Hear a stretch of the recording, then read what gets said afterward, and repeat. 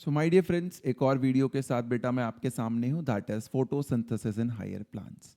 अभी तक हमने इससे पहले जितने भी चैप्टर्स है सबकी वन शॉट वीडियोस करीब करीब 1 घंटे तक की ही रखी हैं, ताकि फटाफट कम टाइम में आपका जो टॉपिक है वो अच्छे से कवर हो जाए। इस चैप्टर में हो सकता है 10-15 मिनट ऊपर चले जाएं, बट कोशिश यही होगी कि कम से कम समय में हम आपको ज़्यादा से ज़्यादा एडवांटेज दे पाएँ। तो जैसा कि हम जानते हैं, फोटोसिंथेसिस जो भी हम खाते हैं, जितने भी हमारे अंदर कार्बन आइटम्स है, वो सब कभी ना कभी किसी प्लांट ने ही एसिमिलेट करे होते हैं। CO2 को जो एटमॉस्फेयर को है में होती है उसको ग्लूकोज में कन्वर्ट करा होता है। एक कार्बन से 6 कार्बन बनाए होते हैं, वही हमारे पास आता है। उस पूरे मैकेनिज्म की बात करते हैं। हायर प्लांट्स मतलब जिनके पास लीफ वगैरह वेल फॉर्म्ड होती हैं, ग्रीन स्ट्रक्चर्स वेल फॉर्म्ड होते हैं, उन्हीं में ये प्रोसेस बेटा देखा जाता है। तो आइए स्टार्ट करते हैं। तो देखिए, इंट्रोडक्शन टू फोटोसिंथेसिस। तो डेफिनेशन क्या है भाई कि फिजियोकेमिकल प्रोसेस है। फिजियोकेमिकल का मतलब होता है बेटा कि इसमें फिजिक्स भी लगेगी, यानी कि लाइट आएगी, लाइट को एब्जॉर्ब करा जाएगा, और इलेक्ट्रोमैग्नेटिक रेडिएशंस और काफ़ी सारी यूवी रेज वगैरह की चीज़ें हो सकती हैं। केमिकल का मतलब है कि जब वो लाइट एब्जॉर्ब हो जाएगी, उसके बाद हम उस लाइट को केमिकल में कन्वर्ट करेंगे, उसकी मदद से क्या बनाएंगे, ग्लूकोज वगैरह हम बनाएंगे। तो फिजियोकेमिकल प्रोसेस जो ग्रीन प्लांट्स करते हैं, लाइट एनर्जी को इस्तेमाल करते हैं और ऑर्गेनिक कंपाउंड्स बनाते हैं। कौन से ऑर्गेनिक कंपाउंड्स बनाते हैं? जैसे कि शुगर्स। इंपॉर्टेंस क्या है? प्राइमरी फूड सोर्स पूरी दुनिया पे यही है। इसके जो भी हम कोई भी ट्रॉफिक लेवल देखते हैं तो ये सबसे नीचे आते हैं प्लांट्स। कभी भी हम अगर देखेंगे तो फूड चेन, फूड वेब में भी यहीं से स्टार्ट होती हैं चीज़ें। ऑक्सीजन का रिलीज होता है, देखो इस प्रोसेस के दौरान हमेशा, ये देखो ऑक्सीजन रिलीज हो रहा है बेटा। ये सन से लाइट आ रही है, ये ग्रीन लीव्स हैं। CO2 एटमॉस्फेयर से आ रही है, CO2 प्लस वाटर जो है वो देखो ये रूट से आ रहा है। CO2 और वाटर मिल गए, सनलाइट की प्रेजेंस में ऑक्सीजन और शुगर्स दे दिए। ऑक्सीजन हमें दे दिया, शुगर उसने अपने आप रख लिया, राइट। तो ये एक बहुत इंपॉर्टेंट प्रोसेस होता है। बिना ऑक्सीजन के हम जिंदा रह नहीं सकते, इसलिए हमारे यहाँ हमारे कल्चर में बहुत सारे प्लांट्स को हमें कहा जाता है सूर्य को जल दीजिए, देखो इसके बिना जीवन नहीं चलने वाला है। फिर कहा जाता है भाई पौधों को भी नमस्कार कीजिए, इनके बिना भी ऑक्सीजन नहीं मिल सकता है। तो कई बार लोग हमें पहले समझते थे कि हम पिछड़े हुए हैं, हम क्या फॉलो कर रहे हैं। तो बहुत सारी बातें भाई हर कल्चर में सही भी होती हैं। हर बात पे अपने ऊपर डाउट बेटा नहीं करना चाहिए। फोटोसिंथेसिस क्यों कहते हैं? क्योंकि लाइट के पार्टिकल्स फोटोन्स हैं, वो गिरते हैं, उसी की मदद से आप सिंथेसाइज करते हैं शुगर्स या ऑर्गेनिक कंपाउंड्स का। तो क्या क्या होना चाहिए बेटा? ग्रीन लीफ होनी चाहिए जिसके अंदर एक पिगमेंट होना चाहिए क्लोरोफिल, जो कि लाइट को एब्जॉर्ब कर पाए। उसके बाद लाइट होनी चाहिए जिसको वो एब्जॉर्ब करेगा, और CO2 होना चाहिए, और पानी भी होना चाहिए। तभी आपका प्रोसेस जो है बेटा वो आगे बढ़ता है। तो ये बहुत बेसिक डेफिनेशन हो गई फोटोसिंथेसिस की।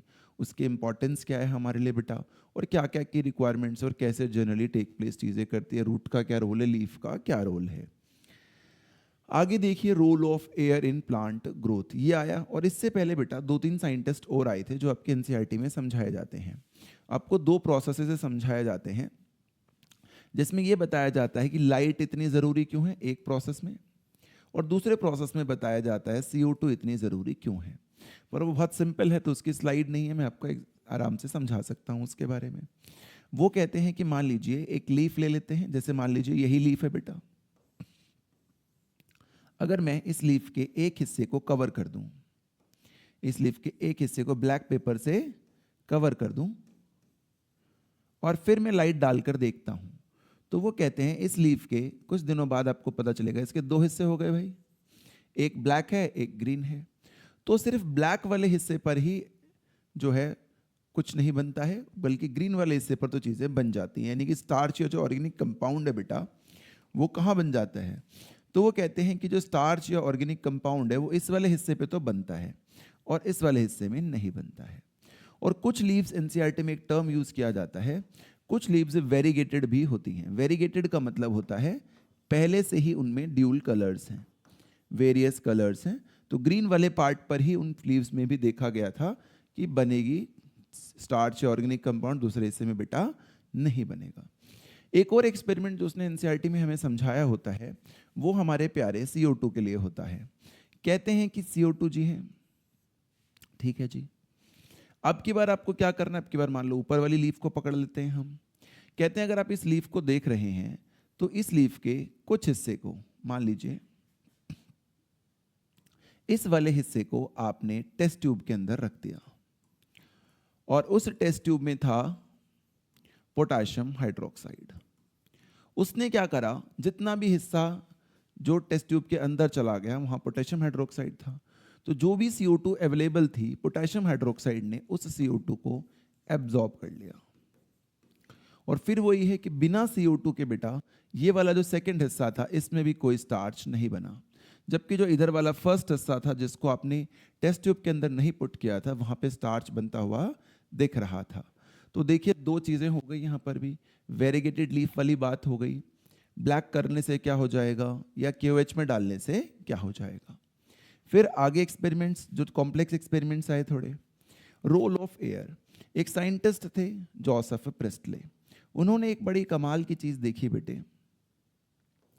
उन्होंने कहा देखिए अगर मैं एक जार रखता हूँ और उसमें कैंडल और माउस रख रहा हूँ तो थोड़े दिन में दोनों की डेथ हो जा रही है, वो सरवाइव नहीं कर रहे हैं। लेकिन अगर मैं इसी में एक मिंट का प्लांट भी रख देता हूँ तो दोनों सरवाइव कर जाते हैं। यानी शायद जो चीज़ ये कंज्यूम कर ले रहे थे और जो चीज़ खत्म हो जा रही थी उसको वापस रीस्टोर कर दे रहे हैं प्लांट्स। क्या पता चले हमें बाद में कि भाई वो रिस्टोर क्या हो रहा है, ऑक्सीजन को रिस्टोर कर रहा है। उस टाइम नहीं पता चला था लेकिन बाद में हमें पता चल गया कि वो ऑक्सीजन को रिस्टोर कर रहा है। Plant restore to the air whatever animals are burning, right. फिर उसने कहा कि भाई अगर ये मोमबत्ती बुझ जाती है तो इसको दोबारा जलाने का क्या कोई रास्ता, एनसीईआरटी में से क्वेश्चन पूछा जाता है। तो भाई रास्ता बिल्कुल है, आजकल इलेक्ट्रिकल इग्नाइटर्स आते हैं, आप पास रख दीजिए इसके और जब मर्जी चाहें, इग्नाइटर मतलब जिससे हम चूल्हा जलाते हैं, जब मर्जी चाहें कैंडल को जला लीजिए रिमोट कंट्रोल से। और प्रेस्टले साहब वगैरह कैसे कर रहे थे कि मैग्नीफाइंग लेंस का इस्तेमाल कर रहे थे ताकि लाइट की इंटेंसिटी कैंडल की विक पर या बाती पर बहुत ज़्यादा पड़ जाए, उससे वो ऐसा कर पा रहे थे। तो ये एक एक्सपेरिमेंट उन्होंने समझाया। Essential role of air in the growth of plants, कि एयर यानी जैसे ऑक्सीजन का जो पार्ट है जो डैमेज हो जा रही थी, अगर वो ना हो तो ये दोनों जिंदा नहीं रहे, ये जिंदा नहीं रहेगा, ये बर्न नहीं कर पाएगा। ये उन्होंने हमें बेटा अपने सिंपल से एक्सपेरिमेंट से समझाया। देखो अपने को एक ही बात सीखनी होती है पढ़ाते वक्त या पढ़ते वक्त भी। अगर मैं कोई चीज़ आपको सिंप्लीफाई करके नहीं बता पा रहा हूँ इसका मतलब शायद मुझे भी अभी क्लैरिटी नहीं है।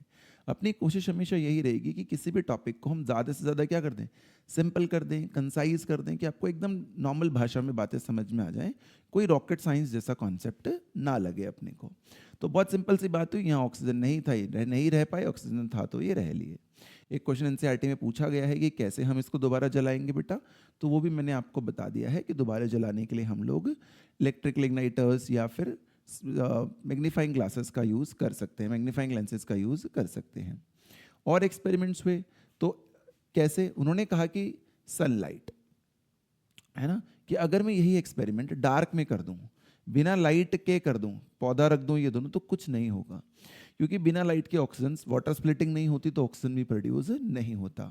तो देखो यहाँ जो एक्सपेरिमेंट हो रहा था वो लाइट के अकॉर्डिंग हो रहा था, लेकिन लिखा नहीं है उसने कहीं पर भी, यहाँ पर उन्होंने बता दिया। उसको लगा लिखने की जरूरत ही नहीं है, क्योंकि जो प्रेस्टले साहब थे उन्होंने सारे experiments well open air rooms में करे थे, सनलाइट में करे थे, बट इन्होंने बस उतनी सी बात समझा दी हमें कि डार्क में नहीं हो सकता, लाइट में हो सकता है। देखो डार्क वर्सेस सनलाइट एक्सपेरिमेंट, एक तो ये बात उन्होंने समझा दी। फिर दूसरी बात उन्होंने एक और इसमें एड ऑन कर दिया बेटा, कि जो ग्रीन लीव्स थी बेटा, जब लाइट एक्वेटिक प्लांट एक्सपेरिमेंट, दूसरा एक्सपेरिमेंट और करा उन्होंने, ये तो प्रेस्टले वाला ही जार था। एक्वेटिक वाटर में, वाटर के अंदर प्लांट रखा और सनलाइट दी, तो देखा इसके जो ग्रीन हिस्से होते हैं प्लांट के, वहाँ से बबल शेप स्ट्रक्चर्स बनते हैं। इन बबल शेप स्ट्रक्चर्स को कहा क्या होंगे बेटा, बबल्स ऑक्सीजन, क्या होंगे, ऑक्सीजन। और देखा गया बेटा कि ऑक्सीजन जो होता है वो ग्रीन पार्ट से प्रोड्यूस होता है, ओनली द ग्रीन पार्ट्स, और कहीं ये बबल्स नहीं दिखते हैं, है ना। और डार्क में ऐसा कोई बबल आया ही नहीं, इसका मतलब ऑक्सीजन प्रोडक्शन के लिए भी लाइट की बहुत ज़्यादा ज़रूरत मानी गई। सिंपल सा एक्सपेरिमेंट उन्होंने हमें कर कर दिखाया, या सनलाइट की ज़रूरत मानी गई। फिर एक और साइंटिस्ट है जूलियस वॉन सैक्स, उन्होंने बताया कि भाई ऑक्सीजन प्रोड्यूस होता है ये तो ठीक है, बट हमने शुरू में देखो बोला था कि फोटोसिंथेसिस के दौरान बेटा ऑक्सीजन तो प्रोड्यूस निकल जाएगा, बट स्टार्च या ऑर्गेनिक कंपाउंड्स भी बनेंगे। उसके बनने का जो साइंटिस्ट रिस्पॉन्सिबल था जूलियस वॉन सैक्स ने समझाया। उन्होंने कहा ग्लूकोज प्रोड्यूस होता है जब भी प्लांट ग्रो करता है, जब भी प्लांट देखो ग्रो होते हुए दिख रहा है। ग्लूकोज को हम स्टार्च स्टोर कैसे करते हैं, स्टार्च क्या होता है बेटा, एक पॉलीसेकेराइड, बायोमोलिक्यूल में पढ़ा होता है हमने। ग्लूकोज क्या है? ग्लूकोज एक मोनोसेक्राइड है। लेटेस्ट स्टडीज ने बेटा हमें शो करा कि ग्रीन सब्सटेंस में ये ग्लूकोज बनता है। किसमें बनता है? ग्रीन सब्सटेंस में। कौन से ग्रीन सब्सटेंस में? क्लोरोफिल में, जो कि एक पिगमेंट होता है which is present in this structure, जिसका नाम क्या होता है बेटा? जिसका नाम होता है chloroplast, right. Glucose is made in the green parts of the plant. ये स्ट्रक्चर हमने सेल के अंदर पूरा पढ़ रखा होता है। इसके मैट्रिक्स को स्ट्रोमा कहते हैं। इसमें 2 मेम्ब्रेन्स होती हैं। थाइलाकॉइड होता है जो जिसके कलेक्शन को, थाइलाकॉइड सिंगल सैक को कहते हैं, इसको एक को, कलेक्शन को कहते हैं ग्रानम, ल्यूमन कहते हैं थाइलाकॉइड के अंदर के स्पेस को। तो यहाँ पे तो इतना ही हमें समझना है क्योंकि सेल चैप्टर में हमने इसे पढ़ रखा होता है। यहाँ भी आगे आपको बताएंगे कि थाइलॉइड का ग्रैनम में जो होता है बेटा, यहाँ पर लाइट रिएक्शन होती है और स्ट्रोमा के अंदर डार्क रिएक्शन होती है। तो आगे चलते हैं। ये ग्लूकोज बनता है, क्लोरोप्लास्ट में बनता है, क्लोरोफिल से बनता है। ये बात जूलियस वॉन सेक्स ने कही। First action spectra. फिर एक और साइंटिस्ट आए, उन्होंने बोला लाइट बहुत ज़रूरी है, बट लाइट का कौन सा हिस्से को? सबसे पहले हमें समझाया गया कि कुछ एयर के अंदर गड़बड़ है, फिर एयर में क्या है? ऑक्सीजन है, फिर बनता क्या है? ग्लूकोज। अब फिर एक एक करके सारे जो फोटोसिंथेसिस के इंपॉर्टेंट चीज़ें होती हैं, CO2 उस पर एक एक्सपेरिमेंट, लाइट उस पर एक एक्सपेरिमेंट, QH वाला CO2 पे था पूरा, ऑक्सीजन उस पर भी ग्रीन बबल वाला एक्सपेरिमेंट। अब लाइट के स्पेक्ट्रा तक हम पहुंच जाते हैं। इन्होंने कहा कि मैं प्रिज्म रख देता हूं तो लाइट ऐसे अरेंज हो जाती है, और जहां लाइट गिर रही थी बेटा, वहां पर प्रेजेंट थे एरोबिक बैक्टीरियाज। कौन प्रेजेंट थे बेटा? Aerobic bacterias. तो ऐसा देखा गया कि एरोबिक बैक्टीरियाज जो थे, और साथ में क्या था उसी जहां पर लाइट फॉल हो रही थी? Green algae. 2 चीजें थी। तो ग्रीन एल्गे जो है बेटा, वो जब ग्रो करेगा तो क्या रिलीज करेगा? फोटोसिंथेसिस करेगा। वो तो लाइट चाहिए उसे। तो लाइट ग्रीन एल्गी पे गिरी, उसने फोटोसिंथेसिस करी। फोटोसिंथेसिस करी तो वो क्या रिलीज करेगा? ऑक्सीजन। तो ऐसा देखा गया, और जहां ऑक्सीजन जाएगा वहीं पर एरोबिक बैक्टीरिया जाएगा। तो देखा गया एरोबिक बैक्टीरिया या तो रेड रीजन में बहुत ज्यादा दिखे मुझे, या फिर मुझे ब्लू रीजन में बहुत ज्यादा दिखे। कहां कहां दिखे एरोबिक बैक्टीरिया बेटा? या तो रेड रीजन में बहुत ज्यादा दिखे, या फिर ब्लू रीजन में बहुत ज्यादा दिखे। इसका मतलब ऑक्सीजन वहीं पे ज्यादा प्रोड्यूस हो रहा था, तभी तो वो इन रीजन्स में ज्यादा दिख रहे हैं। और ऑक्सीजन यहाँ ज़्यादा प्रोड्यूस हो रहा था, इसका क्या मतलब है? इसका मतलब है शायद ग्रीन एल्गी वहाँ सबसे ज़्यादा ग्रो कर रहा था, क्योंकि जहाँ फोटोसिंथेसिस होती है वहीं पर ऑक्सीजन प्रोड्यूस होता है। तो हमें समझ में आ गया कि फोटोसिंथेसिस सबसे ज़्यादा ब्लू और रेड रीजन में होती है। ये जो मैचिंग है, जब हमने लेटर ऑन स्टडीज़ करी तो हमें पता चला कि जो क्लोरोफिल ए होता है, क्या होता है बेटा? क्लोरोफिल ए, जो कि मेन पिगमेंट होता है हमेशा किसका? फोटोसिंथेसिस का। उसका एब्जॉर्प्शन स्पेक्ट्रम भी सबसे ज़्यादा ब्लू और रेड लाइट में ही देखा जाता है। तो ये दोनों बातें हमारे लिए कोरिलेट हो जाती हैं। Bacteria use to detect sites of auto evolution, कि जहाँ भी फोटोसिंथेसिस हो रही होगी वहाँ बैक्टीरिया पहुँच जाएगा, क्योंकि वहाँ ऑक्सीजन प्रोड्यूस होनी है। तो इसके लिए इसका इस्तेमाल किया गया। ब्लू और रेड में वो ज़्यादा एक्यूमुलेट बेटा होते हुए देखे थे। तो हमें और लाइट के अंदर भी पता चल गया कि ब्लू और रेड ज़्यादा बेटर है हमारे लिए, राइट। फिर अंडरस्टैंडिंग फोटोसिंथेसिस 19th सेंचुरी तक ही हमें समझ में आ गया था कि प्लांट लाइट एनर्जी यूज करते हैं। कार्बोहाइड्रेट बनता है या ग्लूकोज बनता है CO2 और वाटर से। इसका एक एम्पेरिकल इक्वेशन भी दिया गया कि CO2 और वाटर लाइट की प्रेजेंस में कार्बोहाइड्रेट बनाएंगे और ऑक्सीजन को रिलीज करेंगे। General formula for carbohydrate. Where CO2 represent a carbohydrate, जो कि ग्लूकोज हो सकता है ना। तो देखो ये दिखाया गया कि CO2 बाहर से आएगा, वाटर कहाँ से आएगा बेटा? रूट से आएगा।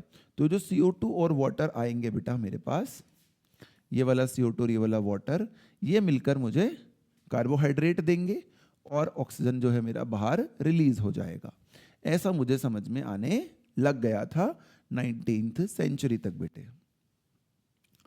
फिर मेरी बात हुई द माइलस्टोन कंट्रीब्यूशन, कि भाई जो ऑक्सीजन है वो आएगा किससे? CO2 भी और वाटर भी है, दोनों के पास ऑक्सीजन है, उनमें से आता किससे है? ये बात हमें समझाई थी किसने? कॉर्नलिस वैन नील ने। उन्होंने हमें बोला, एक माइक्रोबायोलॉजिस्ट थे, पर्पल और ग्रीन सल्फर बैक्टीरिया पे एक्सपेरिमेंट करके दिखा दिया उन्होंने कहा ये लोग जो होते हैं ये वाटर यूज ही नहीं करते, ये H2S को यूज करते हैं। इनके अंदर CO2 प्लस H2S वाली रिएक्शन होगी। अगर अब भी ऑक्सीजन प्रोड्यूस हो गया, इसका मतलब ऑक्सीजन CO2 से आता है, और नहीं हुआ तो इसका मतलब H2O से आता था। तो उन्होंने ये एक्सपेरिमेंट कर दिया और जब उन्होंने एक्सपेरिमेंट करा H2A, यहाँ पर S है बेटा, तो यहाँ पर जो बना वो सल्फेट बना, ऑक्सीजन नहीं बना। क्या बना यहाँ पर? सल्फेट। इससे उन्होंने हमें क्लियर कर दिया कि भैया ऑक्सीजन हमेशा वाटर से ही आता है। बाद में रेडियोएक्टिव टेक्निक से भी बेटा यही बात हमने प्रूव कर ली थी।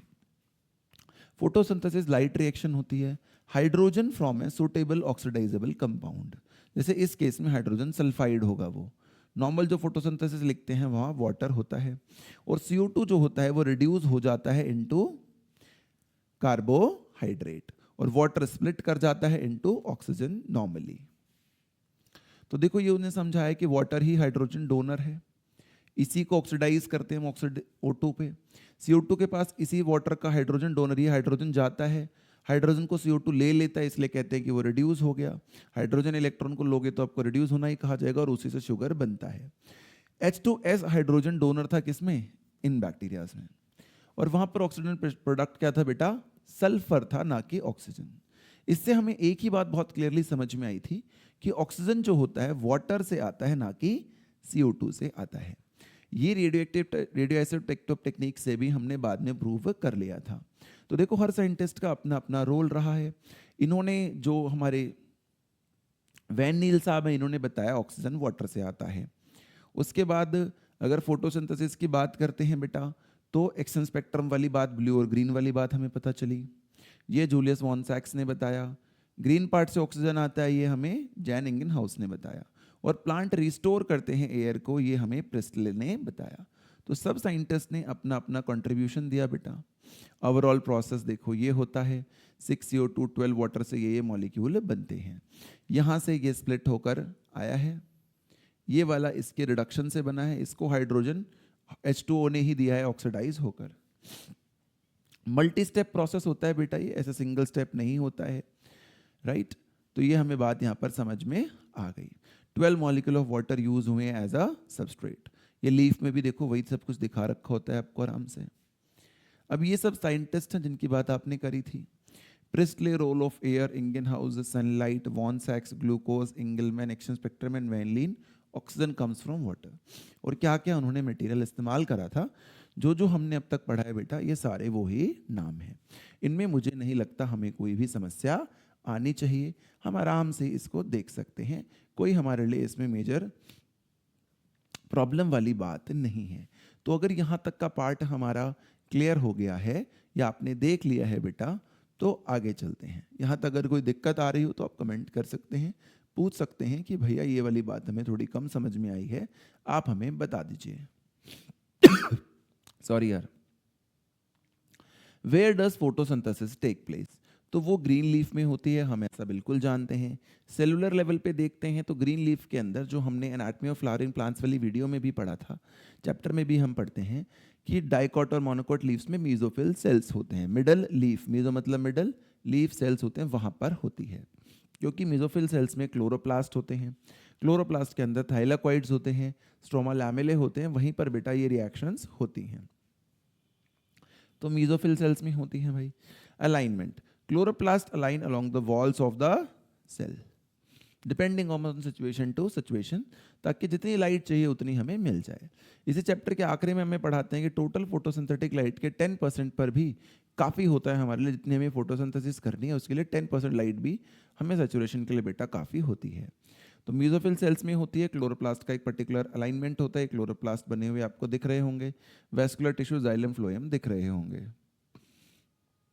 ओरिएंटेशन, ये एनसीईआरटी का भी एक क्वेश्चन है कि अगर पैरेलल टू द वॉल्स हो जाएगा, कब? जब लो लाइट इंटेंसिटी होगी, और परपेंडिकुलर टू द लाइट हो जाएगा जब हाई लाइट इंटेंसिटी होगी। क्यों होगा भाई? To avoid photo oxidation.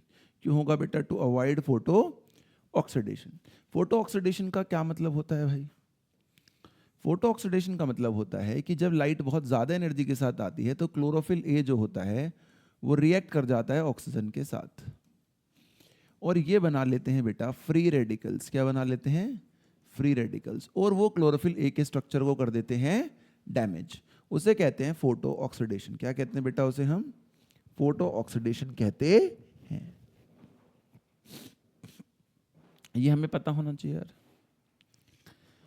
Structure of chloroplast, तो भैया इसमें ग्राना होता है, जैसे हमने थोड़ी देर पहले देखा था, स्ट्रोमा वगैरह होते हैं। तो स्ट्रोमा है, थाइलाकोइड स्ट्रक्चर हमने पहले भी पढ़ रखे होते हैं सेल के चैप्टर में भी। तो मेम्ब्रेनस सिस्टम होता है जिसमें ग्राना और स्ट्रोमा लैमेलाए होता है जनरली। फ्लूइड मैट्रिक्स होता है जिसको हम स्ट्रोमा कहते हैं, यहाँ डार्क रिएक्शन हो गया लाइट। डबल मेम्ब्रेन होता है और डिवीजन ऑफ लेबर दिखता है। डिवीजन ऑफ लेबर दिखने का मतलब होता है बेटा कि एक्टिविटीज़ बहुत क्लियरली डिवाइडेड होती हैं, कि एक पर्टिकुलर हिस्सा लाइट रिएक्शन करेगा जो ऊपर मेम्ब्रेनस सिस्टम है, और जो नीचे वाला हिस्सा है बेटा वो डार्क रिएक्शन करेगा। यहाँ पर लाइट रिएक्शन, यहाँ पर डार्क रिएक्शन या डॉक्टर रिएक्शन। बच्चे को कई बार लगता है कि डार्क का मतलब है ये अंधेरे में होगी, बिल्कुल ऐसा नहीं होता है बेटा। डार्क का मतलब वो डिपेंडेंट है लाइट के प्रोडक्ट्स पे, लाइट चाहिए उसे भी। आजकल तो हम ये भी मानते हैं कि रुबिस्को वगैरह को स्टिमुलेट भी करती है लाइट, तो ऐसा बिल्कुल नहीं है कि एब्सेंस ऑफ लाइट में होती है ये, बस डायरेक्ट नहीं है, इनडायरेक्ट डिपेंडेंसी इसकी होती है। फंक्शंस ऑफ क्लोरोप्लास्ट पार्ट, तो देखो इसका काम है जो मैंने समझाया था, लाइट एनर्जी को ट्रैप करना, एटीपी और एनएडीपीएच को बनाना, डायरेक्टली लाइट ड्रिवन। ये प्रोडक्ट ऑफ लाइट रिएक्शन पर डिपेंड करता है बेटा, सिंथेसाइज करता है शुगर को from starch, and it is a site of enzymatic reaction. किसकी साइट होती है ये? इंजामेटिक रिएक्शंस की। C3C4 साइकिल जो है बेटा वो यहाँ पर टेक प्लेस करेगी, C3 और C4 साइकिल। तो देखो हमने साइंटिस्ट के बाद क्या क्या पढ़ लिया। हमने स्ट्रक्चर ऑफ क्लोरोप्लास्ट देख लिया भाई, ओरिएंटेशन ऑफ क्लोरोप्लास्ट देख लिया, कहाँ कहाँ पर फोटोसिंथेसिस होगी वो देख लिया। अब आगे चलते हैं। Type of reactions, light reaction and dark reaction. Light reaction का मतलब होता है फोटोन्स की जरूरत पड़ेगी आपको, लाइट से ये डेराइव होंगी, ग्राना या थाइलाकोइड्स में होंगी, और दो प्रोडक्ट इससे बनेंगे। देखो थाइलाकोइड है, पूरा बोलेंगे तो ग्राना है। लाइट डायरेक्टली चाहिए, एटीपी और एनएडीपीएच यहाँ पर बनेंगे। दूसरी रिएक्शन क्या है कि एटीपी से डेराइव होगी। अब देखो पहली बार बाहर से क्या आ रही थी? लाइट आ रही थी बेटा, अब की बार एटीपी आ रही है, या एटीपी या एनएडीपीएच ये जाएंगे और कुछ मॉलिक्यूल्स को देखो सिंथेसाइज करा देंगे, ग्लूकोज वगैरह जैसे मॉलिक्यूल्स को सिंथेसाइज करा देंगे। Dependent on light products like ATP and NADPH occurs in stroma of the reaction. ये देखो ये यहाँ हो रहा है खाली साइटोप्लाज्मिक स्ट्रोमा एरिया में, ना कि थाइलाकोइड के एरिया में, जबकि लाइट जो थी बेटा वो सीधी थाइलाकोइड के ऊपर आ रही थी। Does not mean it occur in darkness, ये प्लीज ध्यान रखिएगा, इसका बिल्कुल ये मतलब नहीं है कि ये डार्कनेस में होता है, नो, ये भी लाइट में ही होता, लाइट के प्रोडक्ट पर डिपेंडेंट होता है। अगर अंधेरा कर दोगे तो ये नहीं होगा, क्योंकि अंधेरा करते ही ये वाले प्रोडक्ट्स बनना बंद हो जाएंगे, बनना बंद हो जाएंगे तो इसको नहीं मिलेंगे, तो ये प्रोसेस नहीं होगा। ये आपको बेटा ध्यान रखना होता है। फिर बात आती है how many pigments are involve, how many pigments are involve. तो कहते हैं 4-5 पिगमेंट्स होते हैं, ऐसा नहीं है सिर्फ क्लोरोफिल इकलौता होता है। 4 पिगमेंट्स बेसिकली देखे जाते हैं, अभी उनके नाम भी वो लिख देगा आपके लिए, मैं वैसे ही बता देता हूँ। Chlorophyll A, chlorophyll B, carotenoids and xanthophylls. तो कहा जाता है कि ये सारे के सारे ही हमारे लिए काफ़ी ज़रूरी होते हैं, राइट। पेपर क्रोमेटोग्राफी से हमें पता चल जाता है कौन कौन से पिगमेंट हैं। तो देखो पेपर क्रोमेटोग्राफी में बेटा हम क्या करते हैं, क्रोमेटोग्राफिक सेपरेशन। हम कुछ नहीं करते हैं, हम एक लीफ का हिस्सा लेते हैं, उसे डिसॉल्व करते हैं एसीटोन में और उसको एक सॉल्वेंट में डाल देते हैं। उसमें सॉल्वेंट के पास हम क्रोमेटोग्राफिक पेपर रख लेते हैं। तो जो पिगमेंट सबसे छोटा या स्मॉल होता है वो काफ़ी ऊपर हाइट तक चला जाता है, जो हैवियर पिगमेंट होता है वो नीचे रह जाता है। अपनी अपनी उसकी लाइंस बन जाती हैं। जैसे देखिए हैवियर पिगमेंट नीचे रह गया और स्मॉलर पिगमेंट ऊपर चला गया, और सबके कलर थोड़े थोड़े क्या है बेटा, अलग अलग हैं, है ना। येलो ऑरेंज है, ज़ैंथोफिल्स का येलो है, क्लोरोफिल बी का ब्लू, इसका ब्लू ग्रीन है, इसका येलो ग्रीन होता है। तो ऐसे कलर सबके अपने अपने होते हैं, जो कि क्रोमेटोग्राफी टेक्निक के बाद हमें पता चल जाते हैं। क्या किया हमने, एक लीफ लिया, सॉल्यूशन में डिसॉल्व किया, उसके बाद उस पेपर के साथ एक सॉल्वेंट में उसे रख दिया, अपने आप ट्रैवल करेगा उसके अंदर का पिगमेंट, स्मॉलर पिगमेंट ऊपर तक और लार्जर पिगमेंट नीचे तक रहेगा। तो पिगमेंट्स 4 होते हैं, चारों की सेपरेशन हमने यहाँ पर बेटा देख ली है। Absorption of light by the pigment. Graph हमें दिखा रहा है कि भैया दो जगहों पर, जो हमने क्लैडोफोरा वाले एक्सपेरिमेंट में भी देखा था, कि फोटोसिंथेसिस सबसे ज़्यादा दो रीजन्स में होगी, एक ब्लू रीजन में और एक रेड रीजन में। पीक वाइज देखोगे तो ब्लू की पीक जो है बेटा वो रेड की पीक से ज़्यादा है। ब्लू की पीक जो है बेटा वो रेड की पीक से क्या है, ज़्यादा दिखेगी। तो एक तो ये क्वेश्चन भी है एनसीईआरटी में। ये बिल्कुल वहाँ जहाँ ऑक्सीजन ग्रो कर रहे थे उस एक्सपेरिमेंट में वहीं जाएगा। एरोबिक बैक्टीरिया जहाँ ग्रो कर रहे थे। Graph shows ability of pigments VIBGYOR.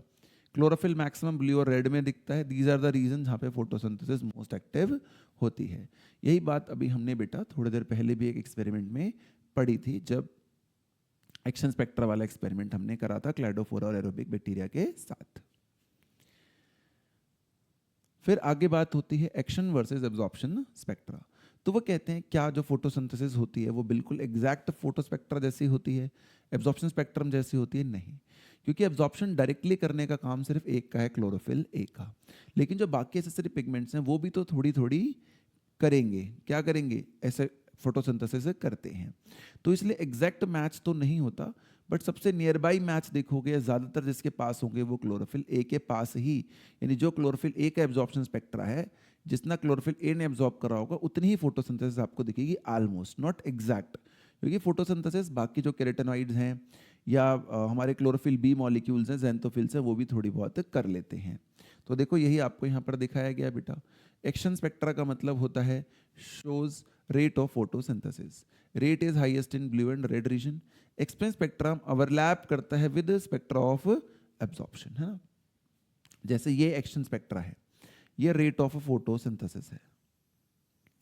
अगर इसको मैं क्लोरोफिल ए वाले से वो करूंगा, कोशिश करूंगा, देखूंगा, तो ये वाला क्लोरोफिल ए है मान लीजिए, यहां पर भी दिया गया होगा ना, हाँ, इससे देख लीजिए, चाहे ये रहा क्लोरोफिल ए। तो देखो इसकी जहां पीक आई वहां इसकी भी पीक आई ऑलमोस्ट। फिर ये नीचे हुआ तो ये भी देखो ये इसके साथ बिल्कुल नीचे हो गया। फिर इसकी दोबारा यहाँ पीक आई तो इसकी भी यहाँ पीक आई। बट अगर मैं इन दोनों को फिट करने की कोशिश करूंगा तो इसको, ग्राफ वाले को और इसको फिट करूंगा तो एग्जैक्ट फिट शायद ना हो पाए, बट नियर बाय फिट हो जाएंगे। क्यों फिट नहीं हो पाएंगे एग्जैक्टली बेटा? क्योंकि मेरे को साफ साफ दिखेगा कि क्लोरोफिल ए के अलावा बाकी लोग भी हैं जो फोटोसिंथेसिस कर रहे होंगे, है ना। तो ये बात मुझे यहाँ पर समझ में आनी चाहिए कि भैया ये जो ब्लू वाला स्पेक्ट्रा है मेरा क्लोरोफिल फोटोसिंथेसिस का, और जो ग्रीन वाला है क्लोरोफिल ए का, क्लोरोफिल ए की पीक अगर यहाँ है तो इस स्पेक्ट्रा की पीक भी यहाँ है, इसकी पीक यहाँ है तो इसकी भी यहाँ है। लेकिन इस ग्रीन और ब्लू में एग्जैक्ट मैच नहीं हो सकता, थोड़ा बहुत ऊपर नीचे रह जाता है। क्वेश्चन आता है क्यों रह जाता है? क्योंकि बाकी लोग भी हमारे पास होते हैं जो हमारे लिए काफ़ी इंपॉर्टेंट होते हैं, जो थोड़ी बहुत फोटोसिंथेसिस करते हैं बेटा। रोल ऑफ एसेसरी पिगमेंट्स, तो देखो वही फंक्शन बेटा पूछ लिया उसने आपसे। एब्जॉर्ब लाइट वाइडर वेवलेंथ पे, transfer energy to chlorophyll A, क्योंकि डायरेक्ट काम वही करता है। Protect chlorophyll A from photo oxidation, अगर वो बिल्कुल एनर्जी को एब्जॉर्ब ना करें तो हाई लाइट इंटेंसिटी, ज़्यादा एनर्जी की इंटेंसिटी फोकस हो जाएगी क्लोरोफिल ए पर बेटा, और उससे हो सकता है क्लोरोफिल ए क्या हो जाए, डैमेज हो जाए। तो रोल ऑफ पिगमेंट हमें पता होना चाहिए, एक्शन स्पेक्ट्रा मैच नहीं करता वो पता होना चाहिए, किस पे मैक्सिमम पीक होती है, क्रोमेटोग्राफी क्या होती है। आगे चलते हैं। What is light reaction? तो फोटोकेमिकल फेज जो होती है जिसमें फोटोन्स की मदद से केमिकल्स बनाए जा सकते हैं, एटीपी एनएडीपीएच बनाए जा सकते हैं, उसे बोलते हैं फोटोकेमिकल फेज या लाइट रिएक्शन। तो लाइट की देखो ये लाइट है बेटा, इसकी एब्जॉर्प्शन होगी इसके अंदर, और क्या होगा, वाटर की बेटा स्प्लिटिंग होगी थाइलाकॉइड की मेम्ब्रेन के अंदर, और ऑक्सीजन क्या होगा, ये देखो ये रिलीज हो गया, हमें मिल जाएगा। थाइलाकॉइड मेम्ब्रेन से नॉन पोलर मॉलिक्यूल है, फटाफट पास करके चला जाएगा स्ट्रोमा में, स्ट्रोमा से बाहर लीफ, लीफ से बाहर एटमॉस्फेयर में ये चला जाता है। और क्या दिख रहा है भाई फोटोकेमिकल रिएक्शन में? तो देखो मैंने थोड़ी देर पहले समझाया था, लाइट रिएक्शन में दो चीज़ें बनती हैं, एटीपी और एनएडीपीएच, वो दिख रहा है। दो हाई एनर्जी कंपोनेंट्स इसमें बनते हैं। बहुत सारे प्रोटॉन कॉम्प्लेक्सेस जो होते हैं वो इसमें इन्वॉल्व होते हैं, जो प्लास्टोक्विनोन, फ्यूओफाइटिन वगैरह हमें पढ़ाए जाते हैं जब हम chemiosmotic hypothesis of ATP formation पढ़ते हैं बेटा। तो ये इसके मेन प्रोडक्ट्स हो गए बेटे। क्या क्या ये फेजेस इंक्लूड करता है? फिर आ गया लाइट हार्वेस्टिंग कॉम्प्लेक्स के बारे में, कि इस लाइट को पकड़ने वाला कौन है, और कैसे हम इससे ये ATP NADPH बना लेते हैं। तो इसको पकड़ने वाले पिगमेंट मॉलिक्यूल्स होते हैं वो क्लोरोफिल वाले ही होते हैं ज़्यादातर, या कैरोटेनॉइड्स वगैरह के हो सकते हैं, जैसा कि डायग्राम में नीचे दिख रहा होगा आपको। ये जितने भी मॉलिक्यूल्स होते हैं बेटा, ये सब मिलकर, ये जितने भी मॉलिक्यूल्स मैं टिक कर रहा हूँ आपके लिए, ये सब मिलकर क्या बनाते हैं, ये जो ग्रीन ग्रीन से दिख रहे हैं, ये सब मिलकर बनाते हैं लाइट हार्वेस्टिंग कॉम्प्लेक्स। इन सबको मिलाकर क्या कहते हैं, इन सबको मिलाकर कहते हैं लाइट हार्वेस्टिंग कॉम्प्लेक्सेस। सिर्फ एक मॉलिक्यूल क्लोरोफिल ए का अलग से होता है, जिसको हम लोग बोलते हैं रिएक्शन सेंटर। और ये पिगमेंट्स अपनी स्ट्रक्चर पे रहें, अपनी शेप पे रहें, इसके लिए कहा जाता है कि ये पिगमेंट्स बाउंड होते हैं टू प्रोटीन्स। किससे बाउंड होते हैं बेटा, ये जो पिगमेंट मॉलिक्यूल्स होते हैं अटैच्ड होते हैं टू प्रोटीन्स, ताकि अपने स्ट्रक्चर पे रहें और अपनी ओरिएंटेशन इनकी इस तरीके से हो कि ये ज़्यादा से ज़्यादा लाइट को रिसीव कर सकते हैं। देखो यहाँ आपने अगर लाइट फोटोन लाइट पार्टिकल आए तो ऐसे ऐसे सब पिगमेंट्स का ट्रैवल होकर जाएगा फाइनली रिएक्शन सेंटर के पास ही। तो पिगमेंट्स ऑर्गेनाइज होते हैं दो डिस्क्रीट कॉम्प्लेक्सेस में। पहला होता है फोटो सिस्टम 1 जो 700 नैनोमीटर के आसपास के लाइट को एब्जॉर्ब करता है। दूसरा होता है 680 वाला, उसे बोलते हैं PS2। इसी का दूसरा नाम आजकल एक और लोग यूज करते हैं, दैट इज एंटीना। कोई भी नाम बेटा बोला जा सकता है। नेम डीएन जो बेटा इनका फंक्शन है, ध्यान रखिएगा, फंक्शन के सीक्वेंस में नहीं बताया गया है, डिस्कवरी के सीक्वेंस में बताया गया है। क्योंकि जब हम जेड स्कीम ऑफ रिएक्शन पढ़ेंगे बेटा तो हमें पता चलेगा कि पहले PS2 आता है फिर PS1, इसलिए ये लाइन उसने यहाँ पर लिखी है। Made of 100 of pigment molecules bounded to proteins. तो लाइट हार्वेस्टिंग कॉम्प्लेक्स क्या होता है कि लाइट आएगा, ये सब लोग इकट्ठा करेंगे, उसको पकड़ेंगे, उस एनर्जी को रिएक्शन सेंटर को देंगे, जिसके कारण जब ये सब इसको देते हैं तो क्लोरोफिल ए का इलेक्ट्रॉन जो होता है वो एक्साइट हो जाता है, इतनी हाई एनर्जी होती है, और ये ऊपर की तरफ जाता है प्राइमरी एक्सेप्टर के पास, और उसके बाद ही हमारी PS2 PS1 की साइकिल ठीक से शुरू होती है बेटा। तो इस डायग्राम में तो बस ये पता होना चाहिए, एनसीईआरटी की लाइन से कई बार कंफ्यूजन हो जाता है कि क्लोरोफिल ए कहाँ है, बाकी सब मिलकर जो लाइट हार्वेस्टिंग कॉम्प्लेक्स और एंटीना एक ही बात का मतलब है। क्यों कह रहे हैं कि चीज़ें डिस्कवरी के हिसाब से हैं, फंक्शन के हिसाब से नहीं है। एंटीना एंड रिएक्शन सेंटर, देखो जो मैंने बताया था वही बात अभी दोबारा आपको समझा रहा है। Formed by all pigment molecules except one molecule of chlorophyll A. किससे बनते हैं बेटा ये, तो आपको बताएगा,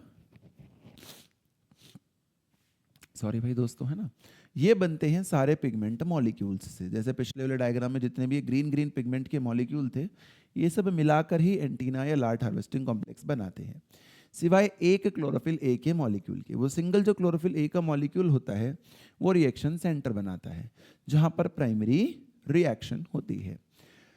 मेक फोटोसिंथेसिस मोर एफिशिएंट, क्योंकि जितने पिगमेंट्स हैं ये हर तरीके की वेवलेंथ एब्जॉर्ब कर लेते हैं, तो ज़्यादा से ज़्यादा एब्जॉर्ब करे तो ज़्यादा से ज़्यादा फोटोन्स एब्जॉर्ब कर लिए तो उनसे ज़्यादा से ज़्यादा सिंथेसिस भी हम कर सकते हैं। तो देखो सेम ही कहानी समझाई जाएगी आगे। पिगमेंट्स को इकट्ठा करके एंटीना या लाइट हार्वेस्टिंग कॉम्प्लेक्स कह सकते हैं। ये मान लीजिए सेंटर में उसने एक समझाया कि रिएक्शन सेंटर है। जैसे ही सारी एनर्जी इस पर फोकस होगी तो यहाँ से इलेक्ट्रॉन बाहर जाएगा और कोई प्राइमरी एक्सेप्टर इसको रिसीव करता है। ये बात हमें समझाई जाती है। ये मेम्ब्रेन देखो बाइलिपिड लेयर दिखाई गई है, यानी शायद ये एक्टिविटी किसी मेम्ब्रेन पर हो रही है। किस मेम्ब्रेन पर होती है लाइट रिएक्शन बेटा, थाइलाकॉइड की मेम्ब्रेन पर होती है। जहां पर दो थाइलाकॉइड की मेम्ब्रेन्स स्टैक में होती है कैसे कैसे, जहां वो एक दूसरे से बिल्कुल स्टैक होती हैं, अप्रेस्ड होती है एक दूसरे की तरफ, उलझी होती है एक दूसरे में, वहां पर जनरली PS2 देखा जाता है। और जो कॉर्नर्स में होती है, एजेस पे जो एज होते हैं थाइलाकॉइड के, वहां PS1, स्ट्रोमा लेमलाई पर भी PS1 देखा जाता है बेटा। तो ये बात हम बार बार कर रहे हैं, antenna, reaction centre, light harvesting complexes, ये बातें हमें समझ में आनी चाहिए कि इसका सिंपल भाषा में मतलब क्या निकलता है, कैसे हम इस बात को बेटा अच्छे से समझ सकते हैं डायग्रामेटिकली। PS1 और PS2 में ज़्यादा अंतर नहीं होता है बेटा, मैंने समझाया था। PS1 700 नैनोमीटर को ज़्यादा करता है और PS2 जो होता है वो 680 को ज़्यादा करता है, राइट। तो आगे देखते हैं बेटा अब इसके बाद। तो वो समझाता है इलेक्ट्रॉन ट्रांसपोर्ट के बारे में, जो कि सबसे इंपॉर्टेंट पार्ट होता है हमारा, कि इलेक्ट्रॉन निकल तो गया, उसे प्राइमरी एक्सेप्टर ने पकड़ भी लिया, भी वो ट्रैवल कैसे करेगा, उससे आप उसी ट्रैवलिंग से उसमें से जो एनर्जी स्ट्रिप ऑफ कैसे कर कर एटीपी और एनएडीपीएच बनाएंगे। तो वो कहते हैं एक्साइटेशन होती है बेटा फोटो सिस्टम में 2 में सबसे पहले, जब 680 की वेवलेंथ आती है, ये देखो ये वेवलेंथ आ रही है, ये यहाँ टकराएगी मॉलिक्यूल के साथ, रिएक्शन सेंटर बेसिकली, जो कि क्लोरोफिल ए है। इसमें से इलेक्ट्रॉन निकलेगा, देखो निकलता हुआ आपको शायद नजर आ रहा होगा बेटा। इसमें से इलेक्ट्रॉन क्या होगा, ये यहाँ पर आएंगे, ये क्लोरोफिल ए है, यहाँ से इलेक्ट्रॉन बाहर निकलेगा, इसको इलेक्ट्रॉन एक्सेप्टर जो है बेटा रिसीव करेगा।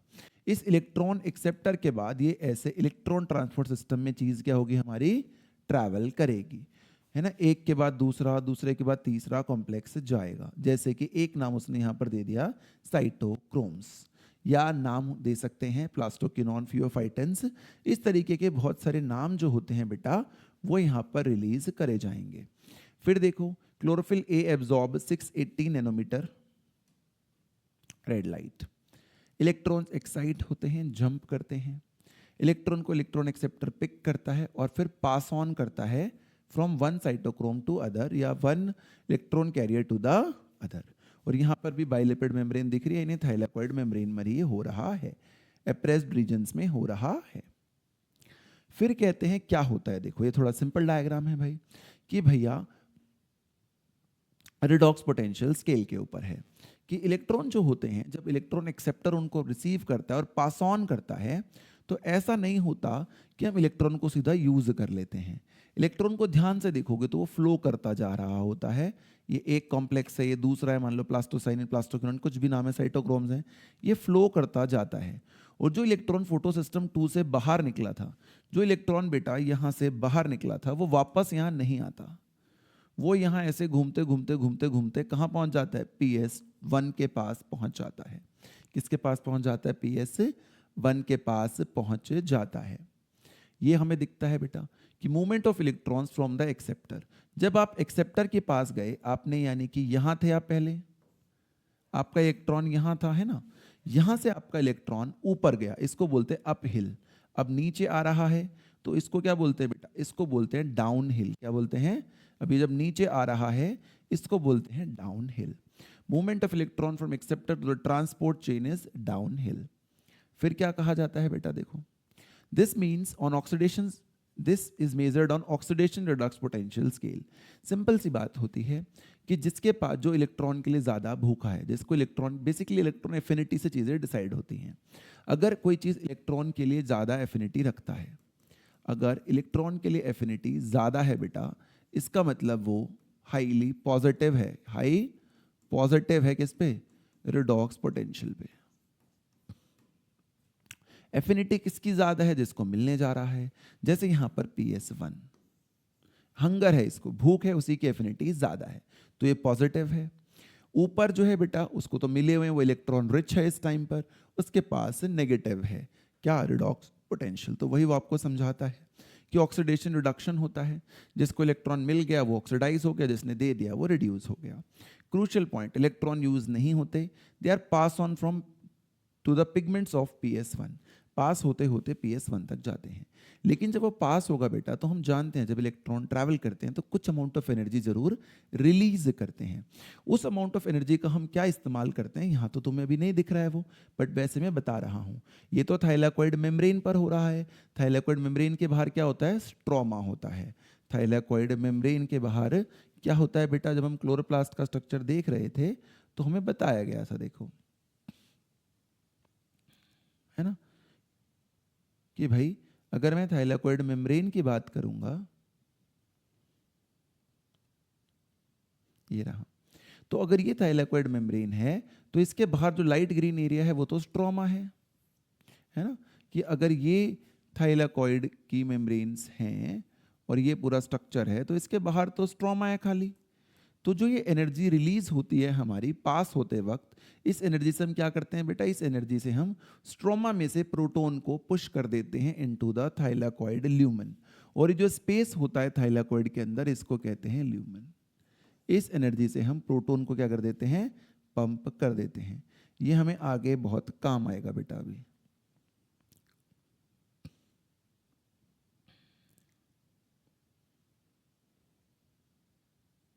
है ना। तो वही बात वो आपको समझाता है कि जो एनर्जी रिलीज होती है, अगर ये थाइलाकोइड मेम्ब्रेन है, इसके बाद स्ट्रोमा है, तो वहां से हम इस एनर्जी की मदद से प्रोटॉन को पंप कर लेते हैं इनसाइड।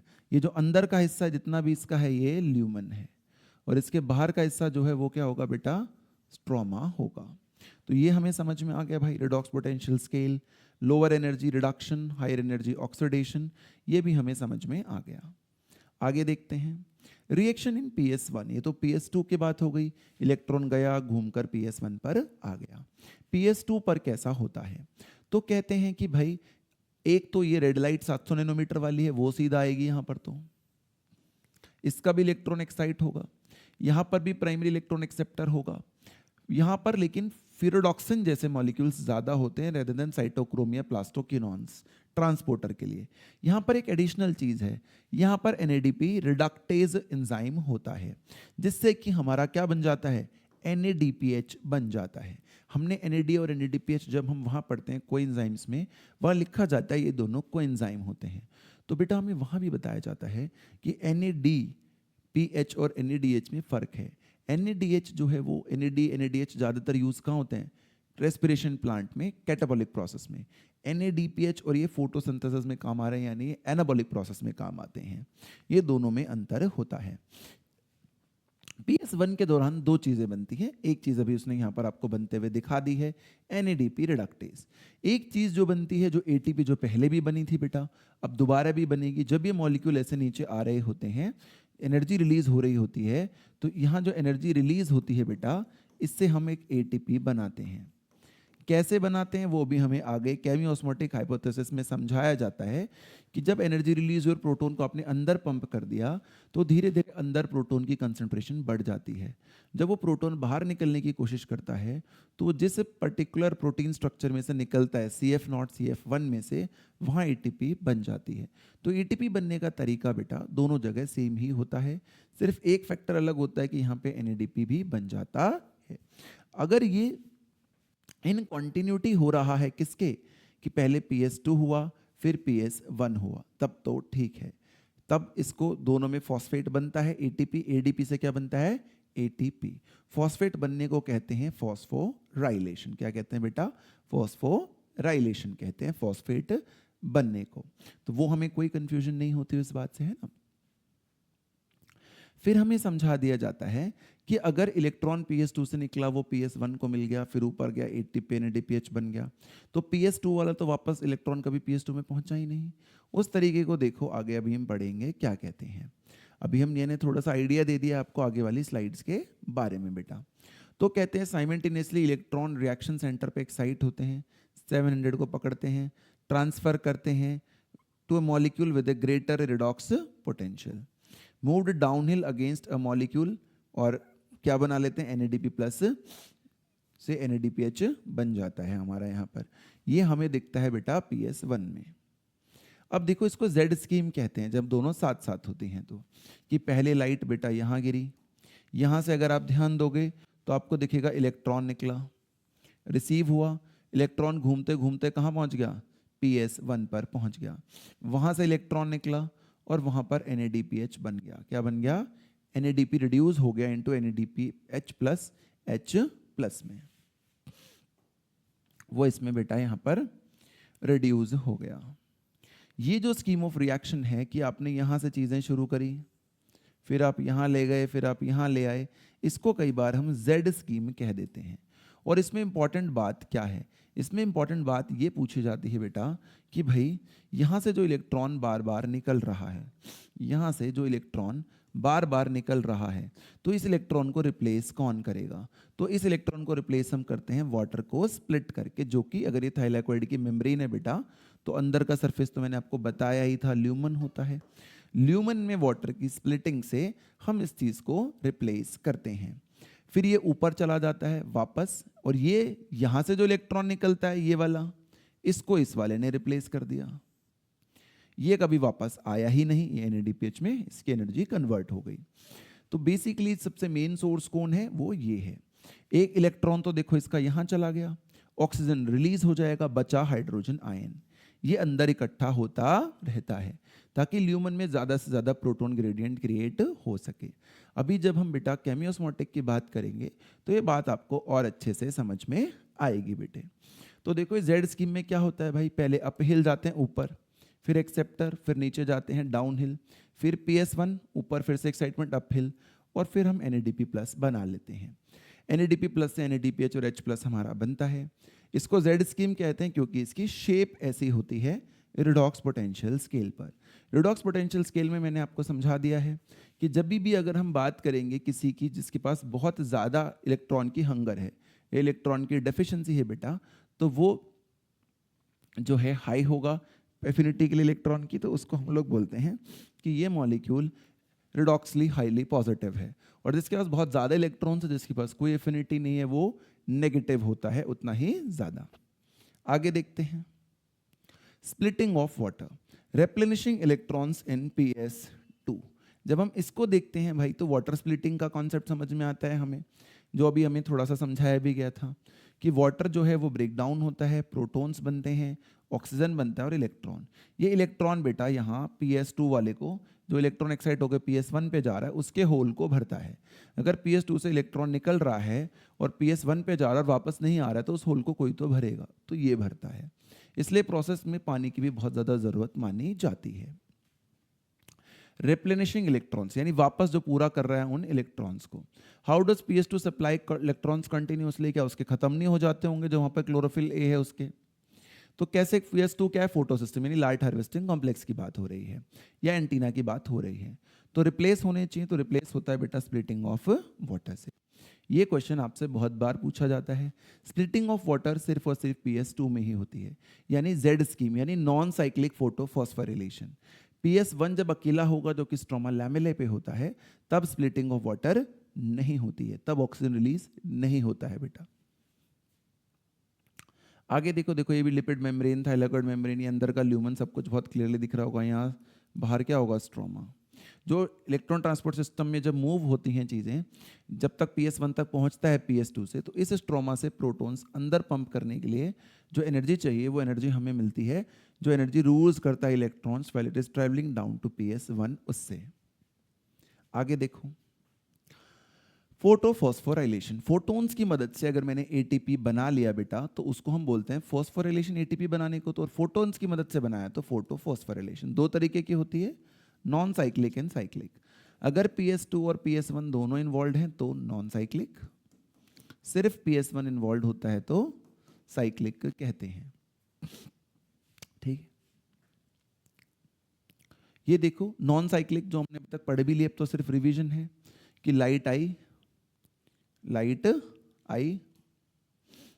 लाइट के बाद इलेक्ट्रॉन ऐसे गया, यहां पर थोड़ी थोड़ी एनर्जी उसने रिलीज करी, जिसके कारण हम प्रोटॉन को स्ट्रोमा में से ल्यूमन में ले आए, और जब उस प्रोटॉन को वापस स्ट्रोमा में भेजते हैं तो यहाँ पर एक ATP बन जाता है केमियोस्मोटिक हाइपोथेसिस से।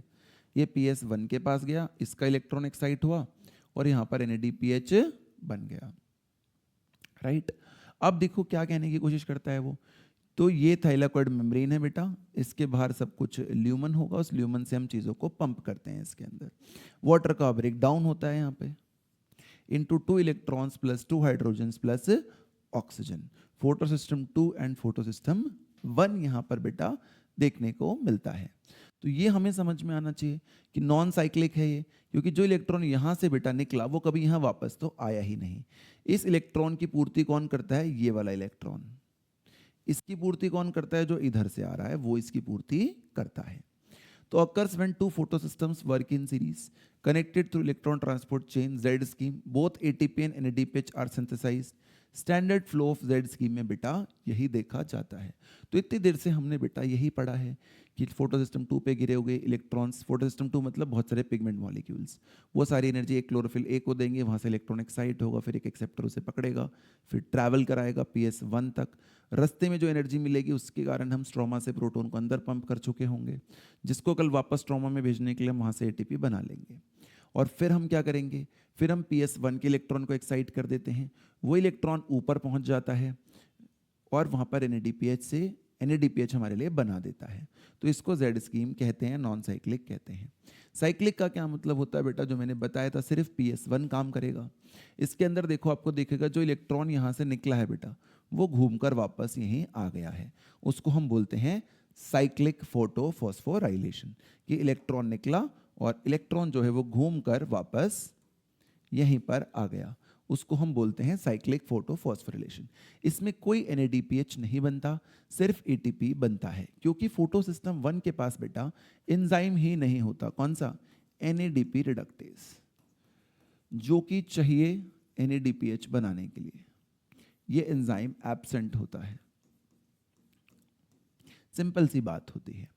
Electron is circulated with in the photo system. Phosphorylation electron के कारण ही हो रहा है, जो कि लाइट के कारण ही एक्साइट होते हैं। सिर्फ ATP सिंथेसाइज होता है, कोई NADPH सिंथेसाइज नहीं होता है। इसमें देखने वाली बात ही ये होती है ना। तो पहले हम प्रोटॉन अंदर लाते हैं, फिर प्रोटॉन को बाहर भेजते हैं, तो ATP हमारा बन जाता है बेटा। तो साइक्लिक और नॉन साइक्लिक कंपैरिजन देखो। नॉन साइक्लिक के लिए दोनों चाहिए, साइक्लिक के लिए एक ही चाहिए। Electron flow Z scheme cyclic, ये प्रोडक्ट बनेंगे, इसमें सिर्फ ATP बनेगा। मैंने पहले ही समझाया था कि जब थाइलाकोइड जो है, जो PS2 है, वो स्प्लिटिंग वाटर PS2 से ही होती है। जब यहाँ PS2 ही नहीं है तो no water splitting, no water splitting तो नो ऑक्सीजन रिलीज। ये कहाँ होता है? ग्राना पे होता है, या स्ट्रोमा, ग्राना लेमिलाई कह लो या ग्राना कह लो, वहाँ पर होता है, या थाइलाकोइड्स कह लो बेसिकली। यहाँ पर दोनों चीज़ें होती हैं। PS2 होता है एप्रेस्ड पार्ट पे, और PS1 होता है एजिस पे, जो स्ट्रोमा से कनेक्टेड है। ये स्ट्रोमा लैमेले पे होता है। साइक्लिक के अंदर वाटर स्प्लिटिंग नहीं होती, क्योंकि ऑक्सीजन नहीं है, और वहाँ पर होती है। तो पूछा जाता है भाई इस साइक्लिक वाले की ज़रूरत ही क्या है? ये तुम्हें अभी थोड़ी देर में समझ में आएगा बेटा, जब हम बात करेंगे किसकी, जब हम बात करेंगे C3 साइकिल की। तो तुम देखोगे यहाँ पे ATP तो तुमने कम बनाई है, लेकिन वहाँ ATP ज़्यादा चाहिए। ATP कब कम बनाई है? नॉन साइक्लिक में जितनी ATP हैं उससे काम नहीं चलेगा। ज़्यादा नंबर ऑफ ATPs चाहिए अगर मुझे C3 पूरी करनी है, तो वो जो एक्स्ट्रा ATP चाहिए, और स्ट्रोमा में होना है उस रिएक्शन को। थाइलाकोइड कुछ तो दे देगा, बट सारी एनर्जी नहीं दे रहा है, उतनी एनर्जी है ही नहीं उसके पास कि वो रिएक्शन करवा ले।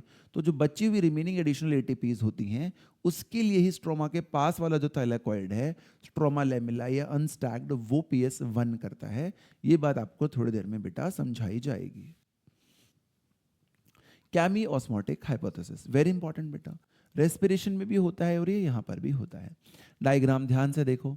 तो भाई वाटर ऑक्सीडाइज हो रहा है प्रोटॉन में, ये प्रोटॉन बेटा अंदर ही क्या हो रहा है? इकट्ठा होता जाता है। लेकिन हमने पढ़ा है जब वाटर ऑक्सीडाइज होता है तो इसका इलेक्ट्रॉन ऊपर जाता है। ये इलेक्ट्रॉन जो है बेटा, हमने पढ़ा है कि इसका जो इलेक्ट्रॉन है, इसका जो, एक सेकेंड भाई, इसका जो इलेक्ट्रॉन है बेटा वो ऊपर चला जाता है। इसका इलेक्ट्रॉन जो है वो ऊपर जाता है। लाइट गिरती है इस पर, ये PS2 का मॉलिक्यूल है। तो PS2 का इलेक्ट्रॉन जब बाहर भाग जाता है तो उसको रिप्लेस ये वाटर का इलेक्ट्रॉन ही करता है, तो उसने रिप्लेस कर दिया। फिर ये इलेक्ट्रॉन आगे ट्रैवल करता है बेटा, फिर ये और आगे ट्रैवल करता है। ट्रैवल करते करते कहाँ पहुँचता है? वही पुरानी बात है, फोटो सिस्टम 1 पर पहुँच जाता है। और फोटो सिस्टम 1 पर लास्ट में क्या बनता है? NADPH बनता है। ये भी मुझे अच्छे से पता है। अब वो बात मेरे को जो समझाने की कोशिश करता है कि हो क्या रहा है, तो वो कहता है भाई जब ये इलेक्ट्रॉन एक दूसरे से इलेक्ट्रॉन को ट्रांसपोर्ट करते हैं, ये तो प्राइमरी एक्सेप्टर है मान लीजिए इलेक्ट्रॉन का, 1 2 3 कई सारे एक्सेप्टर्स हैं इलेक्ट्रॉन के, तो जैसे प्लास्टोक्यूनॉन्स हैं, प्लास्टोसाइनिन्स हैं, साइटोक्रोम्स हैं, बहुत सारे हैं। तो इसमें से एक जो इलेक्ट्रॉन एक्सेप्टर होता है उसकी एक आदत है कि जब तक उसे हाइड्रोजन नहीं मिलेगा वो इलेक्ट्रॉन को आगे फॉरवर्ड नहीं करेगा। और दिक्कत क्या है, जिसको ये आदत है वो वाला जो इलेक्ट्रॉन कैरियर है वो outer side of the membrane पर है। कहाँ पर है? Outer side of the membrane पर। और वाटर की स्प्लिटिंग तो अंदर हुई है, तो अंदर तो बहुत सारे हाइड्रोजन हैं, बट उसकी लोकेशन ही बाहर है। लिविंग तो है नहीं कि चल के अंदर आ जाएगा और ले लेगा। तो वो प्रोटॉन कहाँ से ले लेता है? वो बाहर से ही ले लेता है, स्ट्रोमा से, जहाँ पर ऑलरेडी प्रोटॉन्स क्या थे? कम थे। जहाँ पर ऑलरेडी प्रोटॉन्स क्या थे बेटा? कम थे। वो प्रोटॉन्स ले तो लेता है, लेकिन ये तो कुछ ऐसा हो गया, मान लीजिए 1 से 2 को देना था मुझे। कैसा हो गया बेसिकली कि मान लीजिए मुझे, सिंपल भाषा में समझा रहा हूं, कि 1 से 2 को इलेक्ट्रॉन पास करना है। 2 कह रहा है मैं तो तब तक नहीं लूंगा जब तक मुझे हाइड्रोजन नहीं मिल जाता। तो इस 2 ने क्या करा, इस 2 ने भाई यहां से हाइड्रोजन उठा लिया, अब इस इलेक्ट्रॉन को भी ले लिया। लेकिन जब कल को ये 2 आगे बढ़ा और 3 के पास गया, 3 ने बोला मुझे हाइड्रोजन नहीं चाहिए, तो ये जो प्रोटॉन तुम बाहर से लाए थे बेटा, अब इस प्रोटॉन का क्या करें? ये जो प्रोटॉन हम बाहर से लाए थे, अब इस प्रोटॉन का कोई मतलब ही नहीं रह गया मेरे लिए। तो ये 3 वाला क्या करता है? अब दिक्कत क्या है, 2 वाला तो बाहर आउटर मेम्ब्रेन पे था, ऐसे अंदर आते रहते हैं ना हम, 3 वाला इनर साइड ऑफ मेम्ब्रेन पर है, तो ये इस प्रोटॉन को पकड़ता नहीं और मेम्ब्रेन के अंदर रिलीज कर देता है। देखो ये दिख रहा होगा आपको रिलीज होते हुए, कहाँ दिख रहा होगा बेटा? ये, इसको हटा दूं, ये तो समझ में आ गया है। तो ये तुम्हें बेटा यहां दिख रहा होगा, ये देखो ये प्रोटॉन आ रहा है, ये तो वाटर स्प्लिटिंग वाला आ रहा है और ये बाहर से आ रहा है। तो पहले ही अंदर प्रोटॉन ज्यादा था, एक गड़बड़ और हो गई कि बाहर से और ले लिया हमने, तो अब अंदर और बाहर के बीच में और ज्यादा प्रोटॉन ग्रेडियंट क्रिएट हो गया या कंसंट्रेशन क्रिएट हो गई। तीसरी गड़बड़ ये लास्ट वाला बंदा करता है, जो ये वाला है लास्ट वाला सिस्टम, इसको भी हाइड्रोजन आयन चाहिए होते हैं और ये भी हाइड्रोजन आयन स्ट्रोमा से ही लेता है क्योंकि ये भी आउटर साइड पर होता है। तो इन सब चक्रों में बाहर का देखो, बाहर का जो स्ट्रोमा वाला हाइड्रोजन कंसंट्रेशन है वो घटता जाता है और ल्यूमन का बढ़ता चला जाता है। इसलिए लिखा जाता है कि ल्यूमन में हाइड्रोजन की कंसंट्रेशन क्या है? बहुत ज़्यादा है। जब इस हाइड्रोजन जो अंदर इकट्ठा हो गया, क्यों हो गया? क्योंकि एक तो कैरियर है वो बाहर से ले लेता है और एनएडीपी रिडक्टेज बाहर से ले लेता है, और अंदर पहले ही ज़्यादा प्रोड्यूस हो रहा था वाटर स्प्लिटिंग के कारण। जब ये तीनों फैक्टर्स इकट्ठे होते हैं तो अंदर बहुत सारा हाइड्रोजन बेटा बन जाता है। अब जब इसको बाहर निकालना होता है तो it is not that easy कि इसे बाहर कहीं से भी निकाल लिया जाए, परमेबिलिटी इतनी नहीं होती। इसको एक पर्टिकुलर पॉइंट से हमें बाहर निकालना पड़ता है। जिस पॉइंट से हम इसे बाहर निकालते हैं उस कॉम्प्लेक्स का नाम होता है CF0CF1। फैसिलिटेटेड डिफ्यूजन वो करवाता है। जब उसमें से इतने सारे प्रोटॉन्स आयन मूव करते हैं, तो जैसे वाटर टर्बाइन में से मूव करता है तो एनर्जी प्रोड्यूस होती है, वहाँ पर रोटेशन या मूवमेंट के कारण एनर्जी प्रोड्यूस होती है, और उस एनर्जी के चक्कर में हम उस एनर्जी से हम जो यहाँ पर दिखाया भी गया है एडीपी और एडीपी के साथ फॉस्फेट को जोड़ पाते हैं और एटीपी बना लेते हैं, और फाइनली ये हाइड्रोजन आयन क्या होता है बेटा? बाहर आ जाता है। तो देखो यही यहाँ पर उसने समझाया होगा। ये एटीपी सिंथेसिस जो है बेटा वो लिंक्ड होती है, तो ये देखो थाइलाकोइड मेम्ब्रेन है जहाँ पे PS2 PS1 हो रही थी, वही है linked to development of proton gradient. Location membrane of thylakoid. Crucial difference, photo system के अंदर प्रोटॉन एक्यूमुलेट होता है इनसाइड द ल्यूमन, रेस्पिरेशन में प्रोटॉन एक्यूमुलेट होता है intermembranous space. Electron transport chain की बात कर रहा है। प्रोटॉन एक्यूमुलेट होता दोनों बार है, प्लेस अलग अलग है, यहाँ पर ल्यूमन के अंदर है, वहाँ इंटरमेम्ब्रेनस स्पेस में होता है। स्प्लिटिंग ऑफ वाटर जब होता है तो it take place on the inside of the membrane. Result protons और हाइड्रोजन आयंस आर प्रोड्यूस्ड, जो कि अंदर ही एक्यूमुलेट हो जाते हैं। देखो उस बड़ी पिक्चर को छोटी छोटी पिक्चर में अब हम तोड़ रहे हैं कि वाटर बेटा स्प्लिट हुआ, ऑक्सीजन बाहर चला गया, लेकिन हाइड्रोजन आयंस अंदर ही क्या हो गए? एक्यूमुलेट हो गए। ठीक है, ये रिएक्शन होती है वाटर को जब हम तोड़ते हैं। ये इलेक्ट्रॉन्स कहाँ चले जाएंगे? PS2 को कंपनसेट करने। ऑक्सीजन चला जाएगा एटमॉस्फेयर में, हाइड्रोजन जो है वो अंदर एक्यूमुलेट होते रहेंगे। फिर देखो दूसरी चीज, electron transport and hydrogen carrier. देखो फिर से वो वही समझा रहा है अपने को एकदम फ्रेश तरीके से कि जब इलेक्ट्रॉन मूव करता है तो प्रोटॉन ट्रांसपोर्ट करे जाते हैं। कैसे? कि प्राइमरी एक्सेप्टर ऑफ इलेक्ट्रॉन जो होता है वो कहाँ होता है? Outer side. इलेक्ट्रॉन जाएगा तो वाटर की स्प्लिटिंग से अंदर से, बट उसका एक्सेप्टर कहाँ है? आउटर साइड पर है। Transfer electrons to an hydrogen carrier, ये जो प्राइमरी एक्सेप्टर होता है जब इलेक्ट्रॉन को ट्रांसफर करता है तो वो जो बंदा है वो कह रहा है मैं सिर्फ इलेक्ट्रॉन ही लूंगा, मैं हाइड्रोजन भी लूंगा। और वो हाइड्रोजन तुम्हें कहाँ से पिक करना पड़ता है बेटा? ये देखो बाहर से पिक करना पड़ता है। जैसे यहाँ पर आप देखोगे तो प्लास्टोक्यूनॉन है उसका नाम, लेकिन जब ये प्लास्टोक्यूनॉन आगे साइटोक्रोम को देने जाता है तो साइटोक्रोम जो है वो मना कर देता है कि मुझे हाइड्रोजन नहीं चाहिए, मेरा तो इलेक्ट्रॉन से काम चल जाएगा। तो जो हाइड्रोजन आपने अभी ये 1 वाला बाहर से लिया था उसे आप अंदर रिलीज कर देते हो, और अंदर तो पहले ही वाटर स्प्लिटिंग की वजह से बेटा बहुत सारा हाइड्रोजन आयन था, अब थोड़ा और हो जाएगा तो अंदर बहुत सारे देखो हाइड्रोजन आयन की कंसंट्रेशन दिखेगी आपको। यही बात वो आपको यहां पर कहता है। Release proton is released into the lumen on the अंदर साइड। और लास्ट वाला भी देख लो, ये दोबारा भी समझाया भी जाएगा कि भाई जहां पर NADP लास्ट में बन रहा है वहां पर भी हाइड्रोजन आयन अंदर की तरफ पुश करा जाता है। देखो कैसे, NADP रिडक्टेज, ये वाला जो सिस्टम है ये कैसे होगा, तो कहते हैं enzyme is on the stroma side. अब ये भी गड़बड़ी यही है कि ये भी स्ट्रोमा साइड पे है, तो इसको भी हाइड्रोजन चाहिए होगा तो ये स्ट्रोमा से ही लेगा। जैसे हाइड्रोजन कैरियर स्ट्रोमा साइड पे था तो उसने भी हाइड्रोजन स्ट्रोमा से ही लिया था बेटा। तो electrons from PS1, protons are necessary to reduce NADP plus to NADPH and NADPH+। तो प्रोटॉन्स नेसेसरी होते हैं तो प्रोटॉन आप बाहर से ले लेते हो भाई। लेने के बाद क्या करते हो, तो लेने से क्या हो गया, स्ट्रोमा की कंसंट्रेशन कम हो गई, हाइड्रोजन कैरियर ने ले लिया उससे भी कम हो गई, और अंदर वैसे ही ज्यादा था क्योंकि वाटर स्प्लिटिंग से अंदर पहले ही बन रहा था, तो अंदर बढ़ते जा रहे हैं बाहर से घटते जा रहे हैं, तो दोनों के बीच में एक अच्छा खासा कंसंट्रेशन गैप बन जाता है। These protons are also removed from the stroma. तो ये रिएक्शन होती है हमारी कि NADP+ को 2 इलेक्ट्रॉन चाहिए, इलेक्ट्रॉन तो हम ट्रांसपोर्ट करके पहुंचा देंगे क्योंकि वाटर जब टूटा तो 4 इलेक्ट्रॉन्स बन रहे थे, 2 हाइड्रोजन आयन स्ट्रोमा से ले लेंगे, ये बन जाएगा। लेकिन दिक्कत हमारे सामने सिर्फ इतनी ही आएगी कि स्ट्रोमा में हाइड्रोजन धीरे धीरे क्या होते जा रहे हैं बेटा, कम होते जा रहे हैं। क्या होते जा रहे हैं, कम होते जा रहे हैं। यही हमारे सामने बेटे सबसे बड़ी प्रॉब्लम होती है। तो नेट रिजल्ट क्या निकलता है कि स्ट्रोमा में तो हाइड्रोजन आयन का जो कंसंट्रेशन है प्रोटॉन घटता जा रहा है, कंसंट्रेशन घटेगा तो वहां पर एसिडिक नेचर हो जाएगा। ये बीच में देखो मेम्ब्रेन दिखाई गई है, अंदर ल्यूमन है इस मेम्ब्रेन के बेटा, ल्यूमन में प्रोटॉन्स का एक्यूमुलेशन देखो कितना बढ़ गया है। यहाँ और यहाँ में कंपैरिजन अगर हम करेंगे तो बहुत ज़्यादा डिफरेंस आ जाता है। इसको प्रोटॉन ग्रेडियंट बोलते हैं। यहाँ pH बढ़ जाएगा क्योंकि प्रोटॉन घट रहे हैं, यहाँ pH घट जाता है, ऐसा वो आपको बता रहे हैं। हाइड्रोजन आयन जब बढ़ेगा तो हम जानते हैं हाइड्रोजन आयन कंसंट्रेशन बढ़ने से चीज़ें एसिडिक हो जाती हैं।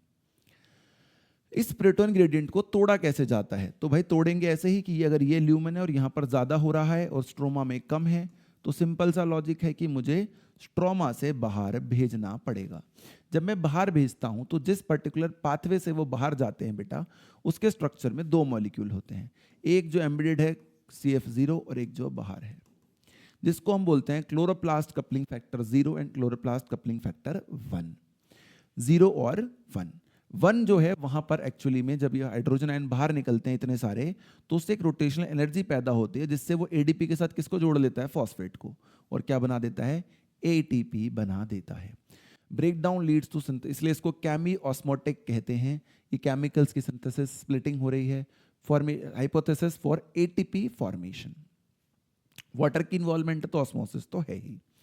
Proton move across the membrane to the stroma through transmembrane channels, और उनके पास ATP सिंथेस एंजाइम होता है।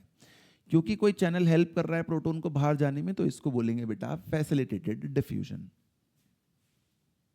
The ATP synthase enzyme 2 parts होते हैं, मैंने अभी आपको बताया था, CF0 जो कि थाइलाकॉइड मेम्ब्रेन में अंदर है, CF1 जो बाहर है।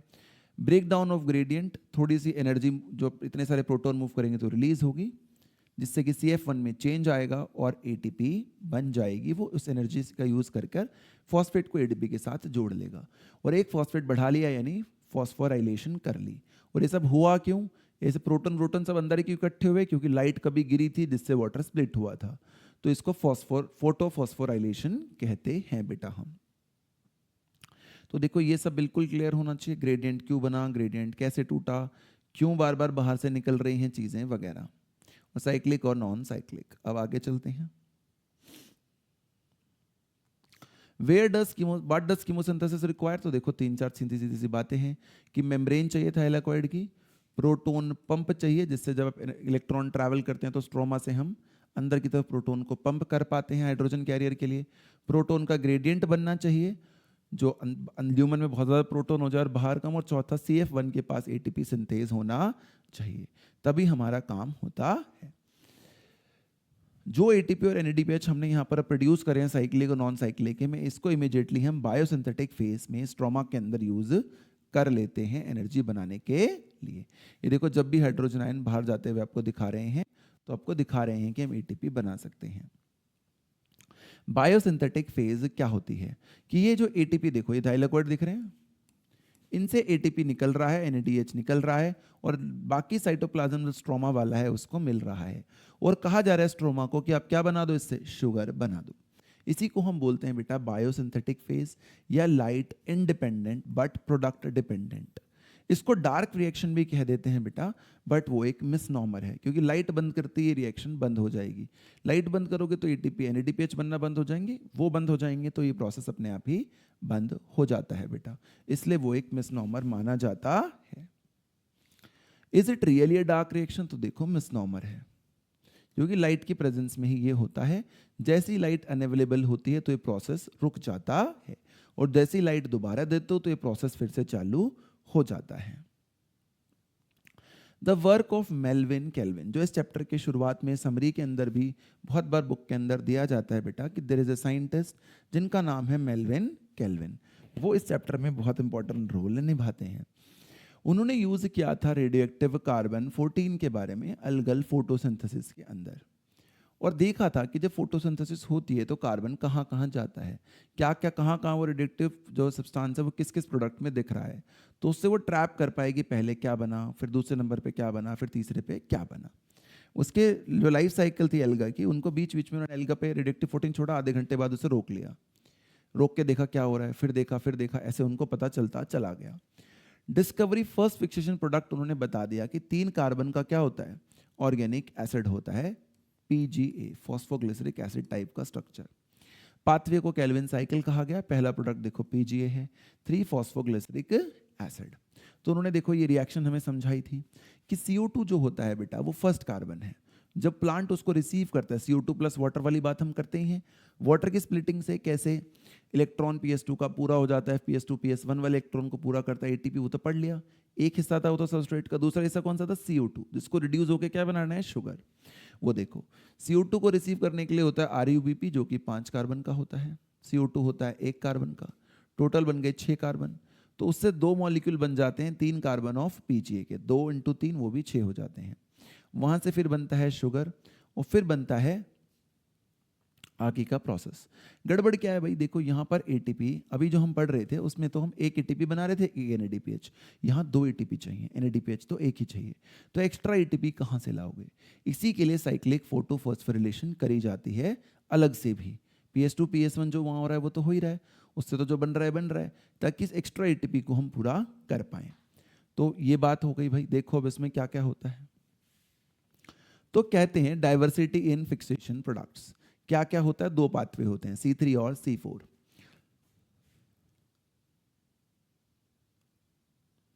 C3 पाथवे के अंदर बेटा CO2 आया, RUBP ने केल्विन साइकिल करी और ये हो गया। कौन से सेल में होता है, मीसोफिल सेल में होता है। पैलिसेड और स्पाइनी फॉर्म में इसमें बटे भी होते हैं मेसोफिल। C4 में मेसोफिल्स बहुत ज्यादा डिफरेंशिएटेड नहीं होते, वहां मेसोफिल CO2 से बनाते हैं C4, वो केल्विन साइकिल नहीं करते। C4 ऑक्सोएसिटिक एसिड बनाता है, ये अनस्टेबल होता है, ये मैलिक एसिड जैसे किसी स्टेबल प्रोडक्ट में कन्वर्ट होता है। और प्लाज्मोडेस्माटा, ये कैसे कनेक्शन से जो 2 सेल को जोड़ रहे हैं, प्लाज्मोडेस्माटा, इनके थ्रू पास हो जाता है to the bundle sheath cells, to the bundle sheath cells. और वहां पर हम इस C4 को तोड़ देते हैं, किसमें, जो C4 बाहर बना है ना, इस C4 को हम तोड़ देते हैं, अभी आगे आपको पढ़ाएंगे C3 में, प्लस CO2। और इस CO2 से हम यहाँ करते हैं केल्विन साइकिल, क्योंकि जैसे यहाँ CO2 और RUBP था बिल्कुल ऐसे यहाँ CO2 आ गया। अभी तो चांस था बाहर से CO2 प्लस O2 कोई भी आ सकता है और RUBP से कोई भी जुड़ सकता है, बट जब आप अंदर ले आए, बाहर तो हो नहीं अब आप तो अंदर हो आप, तो ज़्यादा चांस है कि RUBP, और इसके पास RUBP एंजाइम भी होता है, कि आपका RUBP CO2 से ही जुड़ेगा, इस बात के ज़्यादा चांस है। इससे फ़ायदा ये होता है, भी आप आगे पढ़ोगे कि फोटो रेस्पिरेशन नाम का एक वेस्ट प्रोसेस होता है, वो C4 नहीं करते हैं, राइट। तो देखो 4 कार्बन का बना दिया, pathway first product C3, first product OA। मैंने आगे का प्रोसेस भी लेकिन आपको थोड़ा थोड़ा यहीं पर समझा दिया है बेटा।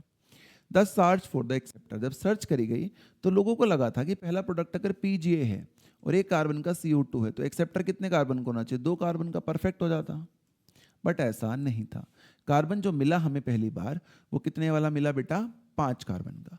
हालांकि इनिशियल हाइपोथेसिस यही कह रही थी कि 2 कार्बन का होगा जो एक CO2 के साथ मिल रहा होगा और 3 कार्बन ऑफ PGA बना रहा होगा, बट ऐसा नहीं था। एक्चुअली में RUBP था जो कि 5 कार्बन का है, जिसका नाम है राइबोलोज बाइफॉस्फेट। एंजाइम जो RUBP CO2 को जोड़ता है उसका नाम होता है राइबोलोज बाइफॉस्फेट कार्बोक्सिलेज ऑक्सीजनेज रुबिस्को।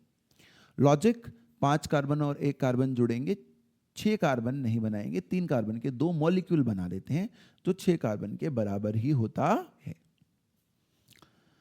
आगे देखो the Calvin cycle. Melvin kelvin और कोवर्कर्स ने मैप करा पूरी साइकिल को और समझाया कि देखिए RUBP को CO2 मिलता है, यहां से CO2 आता है। कार्बोक्सिलेशन कहते हैं इस स्टेप को, क्या कहते हैं? कार्बोक्सिलेशन। इस स्टेप को कहते हैं कार्बोक्सिलेशन, जिससे बनता है 3PGA, ये वाला स्ट्रक्चर। 3PGA में यहां पर फिर ATP और NADPH, देखो ATP यूज हो गया, NADPH यूज हो गया। इसको हम यूज कर लेते हैं, ATP से ADP बन जाता है, NADPH से वापस यहां पर ऐसे लिख देना चाहिए था, इसको मैं करेक्ट कर देता हूं आपके लिए, ADP प्लस फॉस्फेट, यहां NADP प्लस H आयंस। ये दोनों जो है ये वापस चले जाएंगे किसके पास? थाइलाकोइड के पास। थाइलाकोइड के पास क्या एबिलिटी है?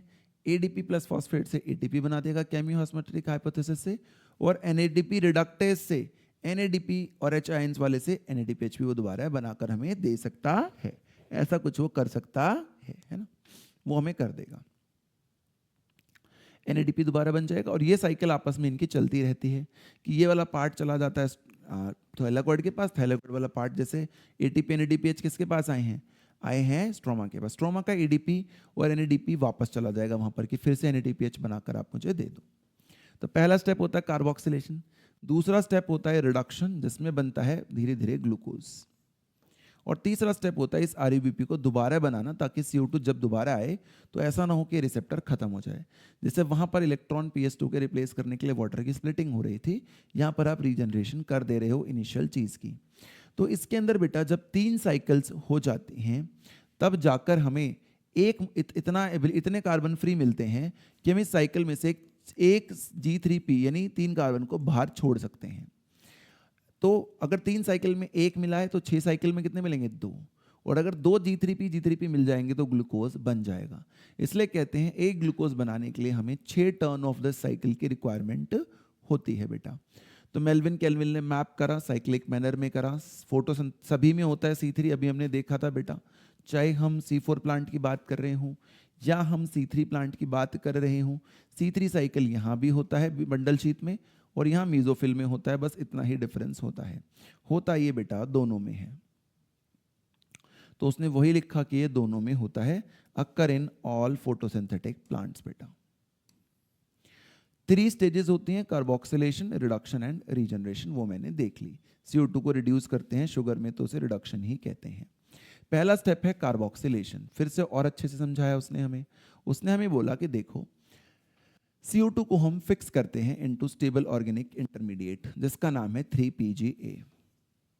This is the most crucial step of the cycle. Enzyme receptor कौन है? RUBP। एंजाइम कौन है? रुबिस्को। फिर हमें बोला गया CO2 is utilized for the carboxylation of RUBP। RUBP में CO2 जुड़ा है तो कार्बोक्सिलेशन हुई RUBP की। एंजाइम है रुबिस्को। अब CO2 एटमॉस्फेयर से आ रहा है तो कभी कभी ऑक्सीजन से भी बाइंड कर सकता है और CO2 से भी, लेकिन बंडल शीट सेल तो मिजोफिल के अंदर है, वहां पर पर्टिकुलरली CO2 बनता है और वहां पे क्रांज एनाटमी भी होती है, जिसके कारण वहां ज्यादातर चांसेस RUBP के CO2 के साथ बाइंड होने के ही होते हैं। क्या फॉर्म होता है? 3PGA फॉर्म होता है। कितने मॉलिक्यूल बेटा? 2 मॉलिक्यूल। फिर होता है रिडक्शन, कि हम धीरे धीरे स्टेप बाय स्टेप क्या करने की कोशिश करते हैं कि हम PGA के मॉलिक्यूल को बेटा कन्वर्ट करते हैं। क्या करते हैं? हम PGA के मॉलिक्यूल को धीरे धीरे कन्वर्ट करते हैं।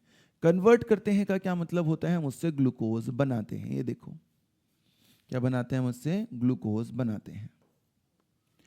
Energy steps, utilization of 2 molecule of ATP। इस काम के लिए हमें कितने ATP लगते हैं? यहां से इसको छोड़ दीजिए, इसको ना देखिए अभी। 3PGA से ये G3Ps बनाने के लिए हमें कितने ATP लगते हैं बेटा? 2। और NADPH कितने लगते हैं? 1।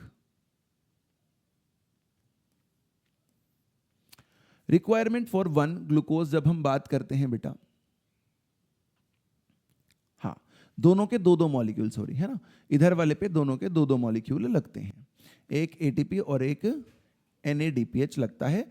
और क्योंकि ये दो मॉलिक्यूल बने होंगे बेटा तो ये साइकिल 2 बार होगी, इसलिए एटीपी और NADPH के दो मॉलिक्यूल की जरूरत पड़ेगी। और एक एटीपी यहाँ यूज हो जाता है, तो 2 एटीपी वहाँ, एक यहाँ, तो एटीपी टोटल 3 हो जाते हैं, NADPH 2 ही रहते हैं, है ना।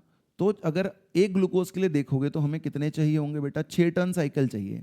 एक टर्न साइकिल में 2 एटीपी लग गए, 2 NADPH उधर और एक एटीपी इधर, तो टोटल कितने हो जाएंगे, 3। कितने हो जाएंगे, 3। तो अगर टोटल 3 हो जाएंगे बेटा, तो एक ग्लूकोज के लिए आपसे अभी वो पूछेगा कि कितने होंगे। ये देखो, ये फिर से वही समझा रहा है बेटा कि यहां पर हमें एटीपी का इस्तेमाल करना पड़ेगा और NADPH का इस्तेमाल करना पड़ेगा। ये साइकिल अगर 2 बार होगी तो यहां पर 2 एटीपी हो जाएंगे यूज, यहां पर 2 एटीपी यूज हो जाएंगे अगर ये साइकिल 2 बार होगी तो, और ये साइकिल 2 बार होगी तो, और 2 NADPH और एक एटीपी यहां से। तो यानी कि एक साइकिल में एक CO2 के लिए हमें, एक CO2 के लिए हमें 2 एटीपी तो एक तरफ प्लस एक एटीपी एक तरफ, यानी टोटल 3, और 2 NADPH लगेंगे। तो 6 कार्बन के लिए कितने लगेंगे, तो एटीपी हो जाएंगे 18 और NADPH हो जाएंगे बेटा 12। तो वो आपको पूरा कैलकुलेशन बाद में वो आपको सिखाता है, राइट। तो ये हमें पता होना चाहिए। ये सीरीज ऑफ रिएक्शंस हमें यहाँ पर नजर आती हैं। ये इन एरो से ऐसा मत सोचना बेटा कि बस इसी के लिए है, बस ये बता रहे हैं कि ये इनके लिए लिखा गया है एज सच। वरना आप सोचो utilization 2 molecule for phosphorylation RUBP पे आ गए, 2 NADPH ATP पे आ गए, ऐसा मत सोचना बेटा। Regeneration is of the acceptor molecules. RUBP is crucial if the cycle is to continue. वरना एक बार तो साइकिल हो जाएगी, दोबारा जब रिसेप्टर ही नहीं होगा तो नेक्स्ट टाइम CO2 से बाइंड करने के लिए कोई आपके पास बचेगा ही नहीं। एनर्जी कॉस्ट, रीजनरेशन पे हमें एक एटीपी का खर्चा करना पड़ता है, ये एकदम क्लियर सी बात होती है, ठीक है। फिर भाई डायग्राम की बात हो गई, एनसीईआरटी का डायग्राम है। मैंने अभी समझा आपको, जब 3 टर्न साइकिल मार देंगे तो एक G3P रिलीज हो जाता है बाहर, तो 3 टर्न और मार देंगे तो एक और रिलीज हो जाएगा, दोनों से जुड़ के क्या बन जाएगा, ग्लूकोज। इसलिए 6 टर्न साइकिल जरूरी है ग्लूकोज बनाने के लिए।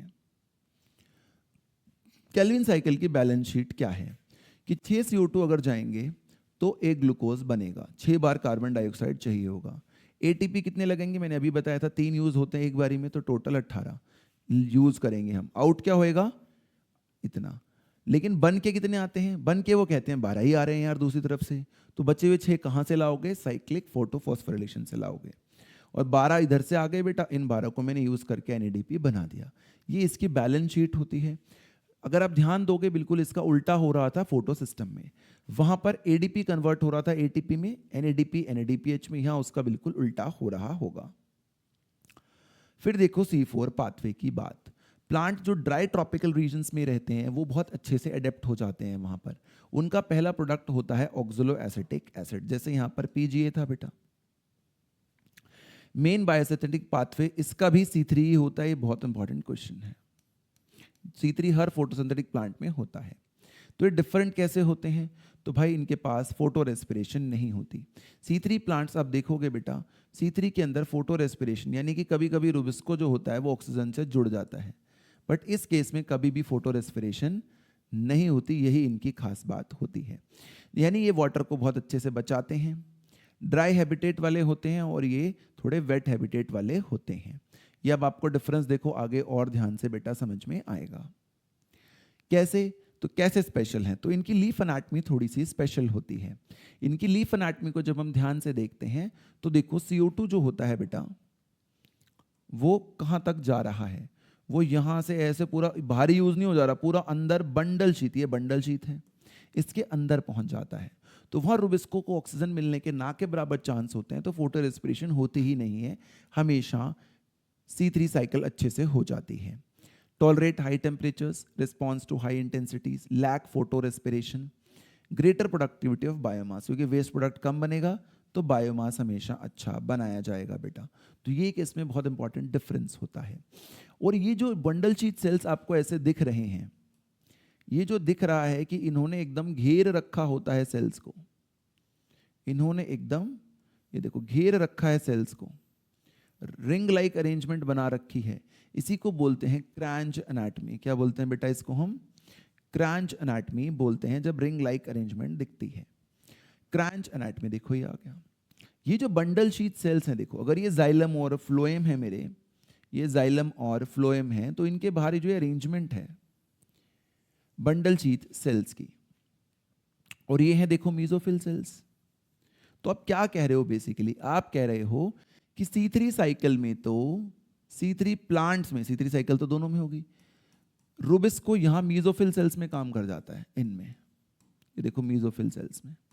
तो बाहरी एपिडर्मिस के पास हो सकता है कभी कभी रुबिस्को को ऑक्सीजन भी मिल जाए।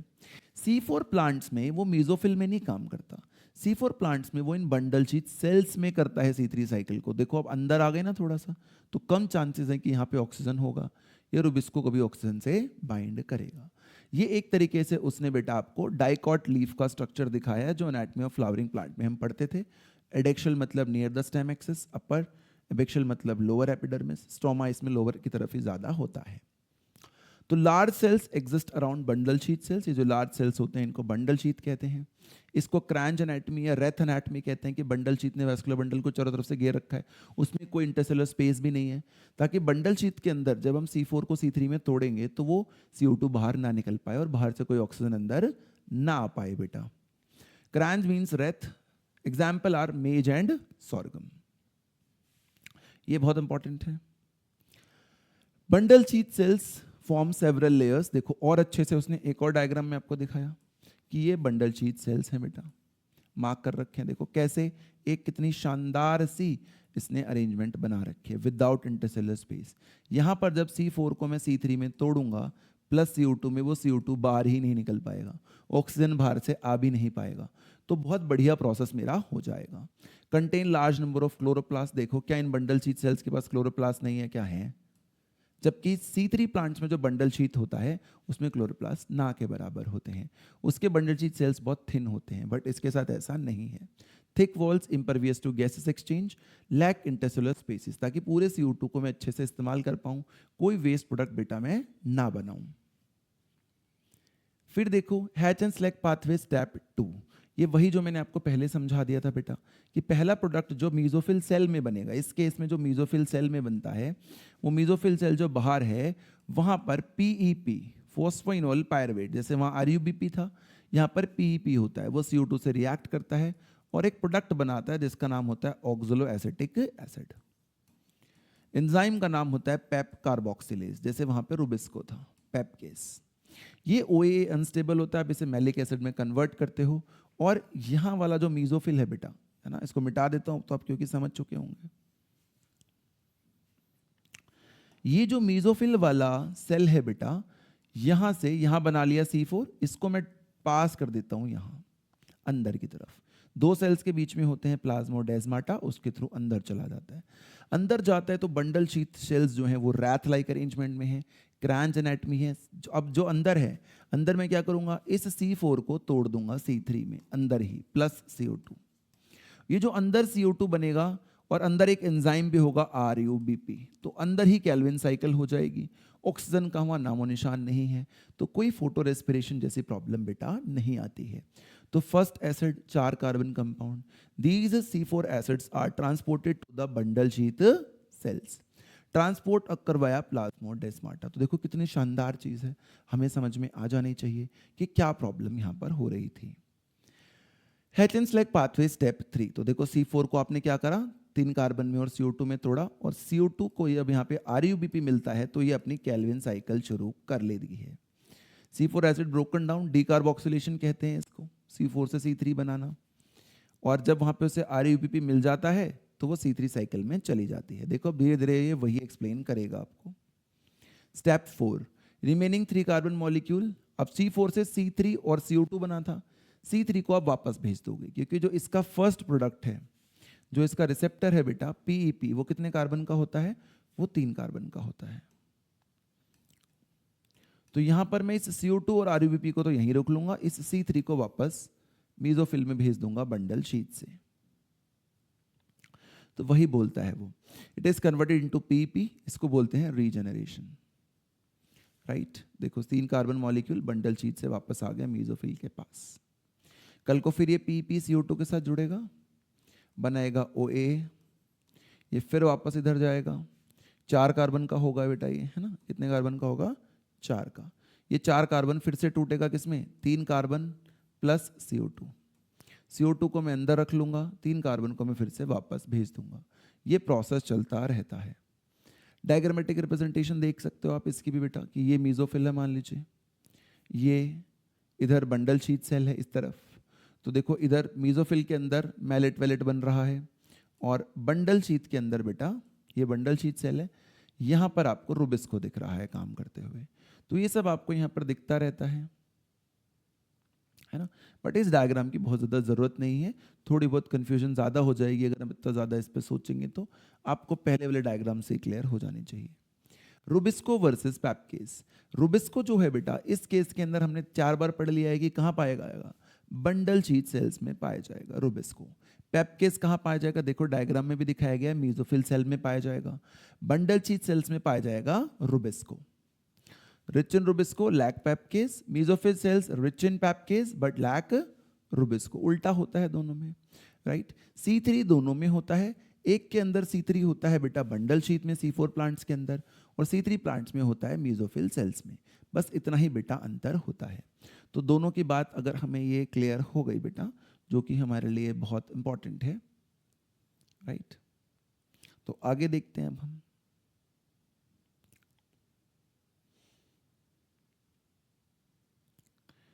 है ना, ये समरी बता दी उसने फिर आपको। Location of kelvin pathway C3 में मैंने अभी बताया आपको मीजोफिल में होगा, C4 में बंडल शीट सेल में होगा। बस इतना ही बेसिक डिफरेंस होता है कि फोटो रेस्पिरेशन नहीं होती C4 के अंदर, बाकी प्रोसेस बेटा सेम ही रहता है। ये समरी है पूरी की, एनाटॉमी क्रैंच था, फर्स्ट एक्सेप्टर ये था, फिर OA बना, फिर वो नीचे बंडल शीट में गया, वहाँ पर आगे का प्रोसेस हुआ। मेन फायदा क्या होता है कि हम कहते हैं फोटो रेस्पिरेशन इसमें नहीं होता। C3 और C4 प्लांट्स में फोटो रेस्पिरेशन का कॉन्सेप्ट क्या होता है, तो कहते हैं टू अंडरस्टैंड फोटो रेस्पिरेशन हमें पता होना चाहिए कि फर्स्ट CO2 प्रोडक्ट क्या है। तो जब C3 प्लांट में दिखता है ये, तो C4 की तो बात ही नहीं है।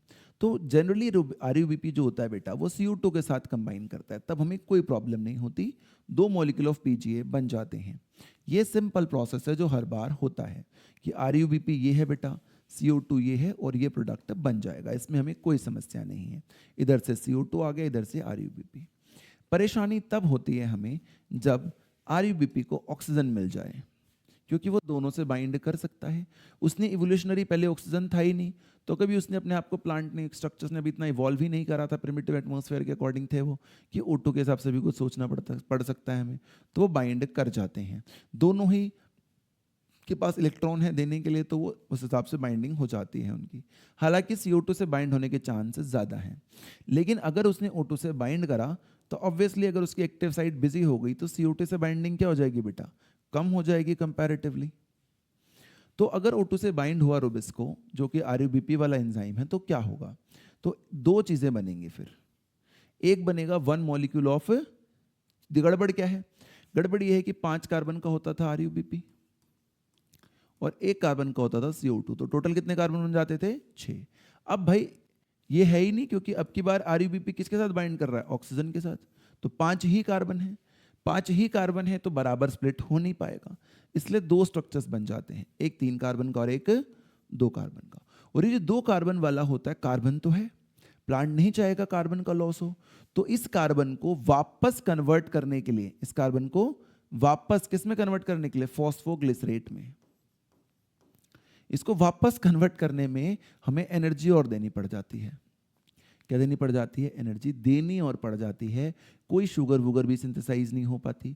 जब 2 मॉलिक्यूल इक्वल बनते हैं तभी तो शुगर सिंथेसाइज होती है, तो शुगर सिंथेसाइज हुई नहीं, ऊपर से एनर्जी और देनी पड़ गई, तो इसलिए इसको हम कई बार बेटा वेस्ट प्रोसेस कहते हैं, और इसको कहते हैं फोटो रेस्पिरेशन। उल्टा हो गया ना, हमारी बॉडी में तो रेस्पिरेशन का मतलब होता है हमने ATP बना ली, यहाँ पे उल्टा हो गया कि अब इसको इसमें ले जाने के लिए मुझे ATP देनी और पड़ेगी। ये इसमें और हमारी बॉडी में अंतर बेटा होता है। तो देखो यही कॉन्सेप्ट है बेटा कि ऑक्सीजन आया तो अब ये 5 ही कार्बन रह गए, तो ये जो 5 कार्बन यहाँ पर रह जाते हैं बेटा, इसको फिर हम इक्वल स्प्लिट कर नहीं पाते, तो एक मॉलिक्यूल बन जाता है 3 कार्बन का, एक बन जाता है 2 कार्बन का, और इसको फिर मुझे वापस भेजना पड़ता है बहुत सारे ऑर्गेनाइज के पास, तब जाके मेरा काम ठीक होता है। वेस्ट प्रोसेस होता है, is not net known but consequences clear है हमें। No synthesis of sugars, no synthesis of ATP, release हो जाता है CO2 भी मेरा बल्कि इस प्रोसेस में, क्योंकि बाइंड ही नहीं हो पाया CO2 RUBP के साथ, और एटीपी यूटिलाइज और हो जाता है।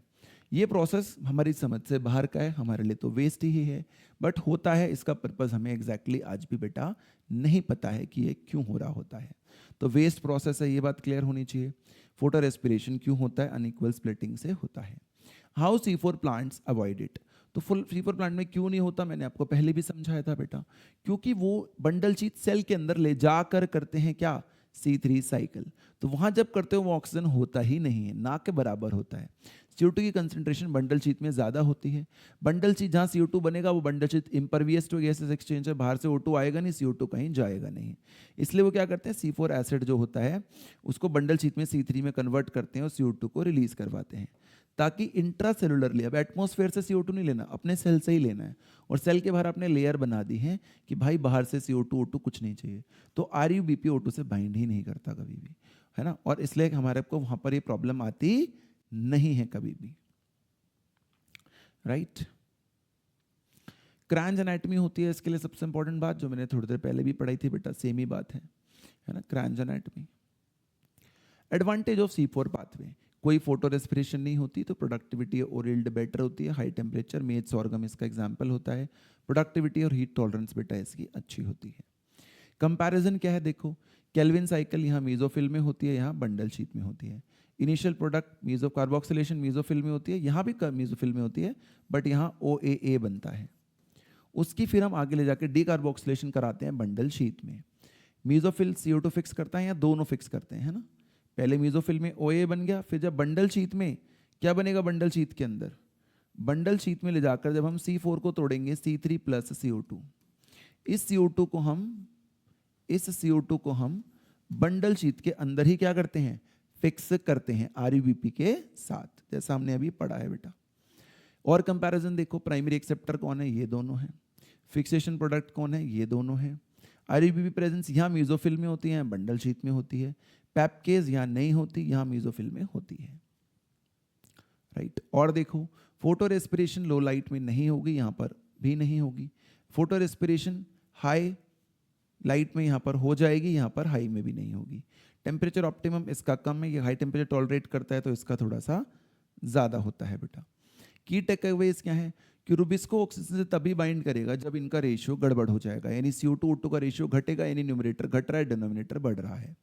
फोटो रेस्पिरेशन C3 प्लांट में एक लॉस है, ATP कंज्यूम करता है, CO2 रिलीज कर देता है और शुगर बना नहीं बनती है, तो ये टोटल मेरे लिए एक लॉस वाली बात ही होती है। C4 plants avoid this by concentrating CO2 in bundle sheath cells. Kranz anatomy crucial होती है, हाई टेम्परेचर टॉलरेंस इससे हमारी बढ़ जाती है बेटा। तो ये फिर से सेम ही आपको बात समझाई गई है एफिशिएंसी ऑफ क्रैंच एनाटमी के बारे में। Factors affecting photosynthesis is the last part of this chapter. लंबा चैप्टर हो गया बेटा, मैंने तो सोचा था 1 घंटे 10-15 मिनट में हो जाएंगे, बट आई थिंक ये 1 आवर 45-50 मिनट्स का लेक्चर बनने वाला है, क्योंकि बहुत बड़ा चैप्टर है। तो हमने जब शुरुआत की थी तो हमने बात करी थी कि कैसे हम एयर, जोसेफ प्रिस्ले वगैरह ने बातें करी, फिर वैन नील ने बातें करी, फिर क्लोरोप्लास्ट का स्ट्रक्चर हुआ, फिर एब्जॉर्प्शन स्पेक्ट्रम्स हुए, फिर लाइट हार्वेस्टिंग कॉम्प्लेक्सेस हुए, साइक्लिक नॉन साइक्लिक फोटोफॉस्फोरिलेशंस हुई, फिर केमियोस्मोटिक हाइपोथेसिस हुई, फिर हमारे पास C3 साइकिल हुआ, फिर C4 हुआ, फिर फोटो रेस्पिरेशन हुआ। अब हम पहुंचे हैं इन फैक्टर्स पे बेटा। तो क्या क्या फैक्टर्स हैं जो इसके सबस्ट्रेट हैं, जो इसके अंदर यूज हुए हैं, वही इसके फैक्टर्स होते हैं। कुछ इंटरनल फैक्टर्स होते हैं और कुछ एक्सटर्नल फैक्टर्स होते हैं, राइट, जो इसको कंट्रोल करते हैं। जैसे कि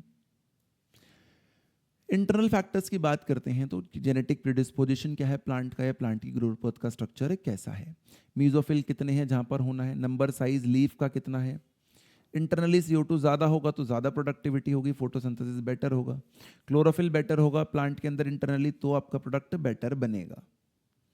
अगर अपन एक्सटर्नल की बात करते हैं तो सनलाइट, टेम्परेचर, CO2 और वाटर, इन चारों को मान लो हमें 5-5 ग्राम या 5-5 ml चाहिए, तो इनमें से जो कम हो जाएगा, दूसरा चाहे ज़्यादा हो जाए, है ना, मान लो सब 5-5 6, मैं इसको 6 कर दूं और इसको 4, तो बात नहीं बनेगी बेटा। जो लिमिटिंग रिएजेंट तेरे काम करेगा वही सबसे इंपॉर्टेंट फैक्टर हो जाता है। आपको ये बात पता होनी चाहिए। तो all factors interact simultaneously, usually one factor is the major cause. The rate is determined by the factor available at sub optimal levels. Law कहती है इस पे कि अगर एक केमिकल प्रोसेस, जैसे ये वाले प्रोसेस को CO2 भी अफेक्ट कर रहा है बेटा, फोटोसिंथेसिस को, सनलाइट भी, CO2 भी, टेम्परेचर भी और वाटर भी, अगर एक से ज़्यादा फैक्टर्स किसी एक प्रोसेस को अफेक्ट कर रहे होते हैं तो हमारी लॉ कहती है, सिंपल सी बात, rate will be determined by the factor which is nearest to its minimum value. It is the factor which directly affects the process if its quantity is changed. जो फैक्टर अपनी quantity के सबसे कम पास होगा, सबसे पास होगा minimum value की, वही effect करेगा कि वो सबसे जल्दी खत्म हो जाएगा। लिमिटिंग रीजेंट कहते हैं इसे हम केमिस्ट्री में। ये लॉ तभी लगता है जब बहुत सारे फैक्टर्स किसी एक को पकड़ रहे हों। Examples of limiting factor, presence of green leaf, मान लो यही ना हो, ऑप्टिमल लाइट ना हो, CO2 कंडीशंस ना हो, तो इनमें से किसी भी कंडीशन में चीज़ें ठीक नहीं होंगी। जैसे टेम्परेचर बहुत कम हो जाए तो भी नहीं होंगी, ये सब ठीक हो, बस टेम्परेचर कम हो। लो लाइट इंटेंसिटी, जब धीरे धीरे लाइट बढ़ती है तो धीरे धीरे फोटोसिंथेसिस भी बढ़ती है, लेकिन जब बहुत ज़्यादा लाइट इंटेंसिटी हो जाती है तो बेशक से हम CO2 बढ़ा लें, लेकिन हाई लाइट इंटेंसिटी शायद क्लोरोफिल के स्ट्रक्चर को ही तोड़ देगी, तो उससे फिर हमारी फोटोसिंथेसिस नहीं बढ़ पाएगी बेटा, वो काइंड ऑफ कम ही रहेगी। फिर देखो लाइट इंटेंसिटी वर्सेस रेट, तो देखो एक रीजन तक लीनियरली बढ़ रहा है, फिर ट्रांजिशन पॉइंट आ रहा है, फिर क्या हो जा रहा है, प्लेटो लाइट सैचुरेशन। 10% लाइट लेवल पर ही ये सैचुरेशन आ जाता है, इसलिए जनरली लाइट कोई लिमिटिंग फैक्टर नहीं होता है। फोटोसिंथेसिस रेट, लाइट इंटेंसिटी, है ना, intensity at saturation the maximum peak.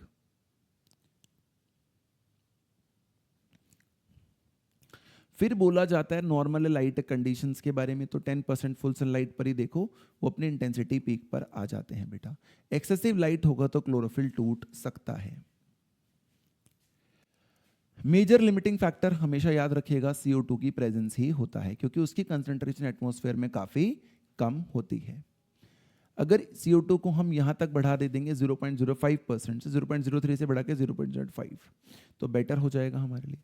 इससे अगर हम ज़्यादा करेंगे तो हम प्लांट को डैमेज कर रहे होंगे। C3 versus CO2 plant, CO2 का रिस्पॉन्स दोनों में क्या होता है? लो लाइट पे C3 प्लांट कोई रिस्पॉन्स नहीं करते CO2 के लिए, C4 भी नहीं करते। हाई लाइट पर सिग्निफिकेंट दोनों में इंक्रीज होता है। सैचुरेशन पॉइंट दोनों का अलग अलग है बेटा, इसका सैचुरेशन पॉइंट थोड़ा ज़्यादा वैल्यू पे आता है, इसका कम पे। रीज़न वही है कि इसको जितना मिलता है C4 को ये सारे को यूज़ कर लेता है। C3 में कई बार वेस्ट भी हो जाता है क्योंकि O2 बाइंड कर जाता है रुबिस्को से। फिर बेटा एप्लीकेशन ग्रीन हाउस क्रॉप में हम आजकल इसका करते हैं, किसका? CO2 वाले फैक्टर का। हम ग्रीन हाउस गैसेस की मदद से ग्रो करते हैं, कल्चर करते हैं एक अपने आर्टिफिशियल मीडिया में, CO2 रिच एटमॉस्फेयर देकर प्लांट्स को ग्रो करने की कोशिश करते हैं, क्योंकि CO2 बढ़ाने से प्रोडक्टिविटी बढ़ सकती है। फिर temperature, photosynthesis and optimum. Dark reaction और लाइट रिएक्शन दो होती हैं बेटा। लाइट रिएक्शन सेंसिटिव होती हैं बट टेम्परेचर से बहुत ज़्यादा इफेक्ट नहीं होती, और डार्क रिएक्शन में टेम्परेचर का रोल बहुत इंपॉर्टेंट दिखता है। ऑप्टिमम टेम्परेचर जो C4 प्लांट है वो हाई टेम्परेचर पे भी रिएक्ट कर सकते हैं, और C3 वाले लो टेम्परेचर पर, जल्दी टेम्परेचर पर इनका ऑप्टिमम पार्ट आ जाता है, क्योंकि वो ज़्यादा टॉलरेंट होते हैं हीट के लिए और ये कम टॉलरेंट होते हैं।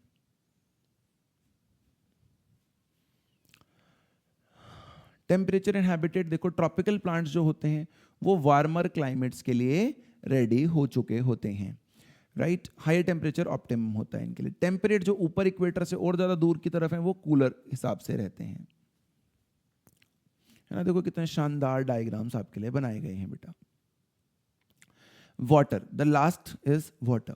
Effect is more on the plant as a whole than directly on photosynthesis. अगर वाटर स्ट्रेस होगा तो स्टोमेटा बंद हो जाएगा, स्टोमेटा बंद हो जाएगा तो CO2 की अवेलेबिलिटी बंद हो जाएगी, तो लीफ विल्ट हो जाएंगी।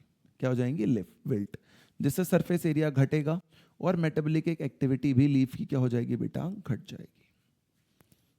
तो ये पूरी समरी है भाई फैक्टर्स की।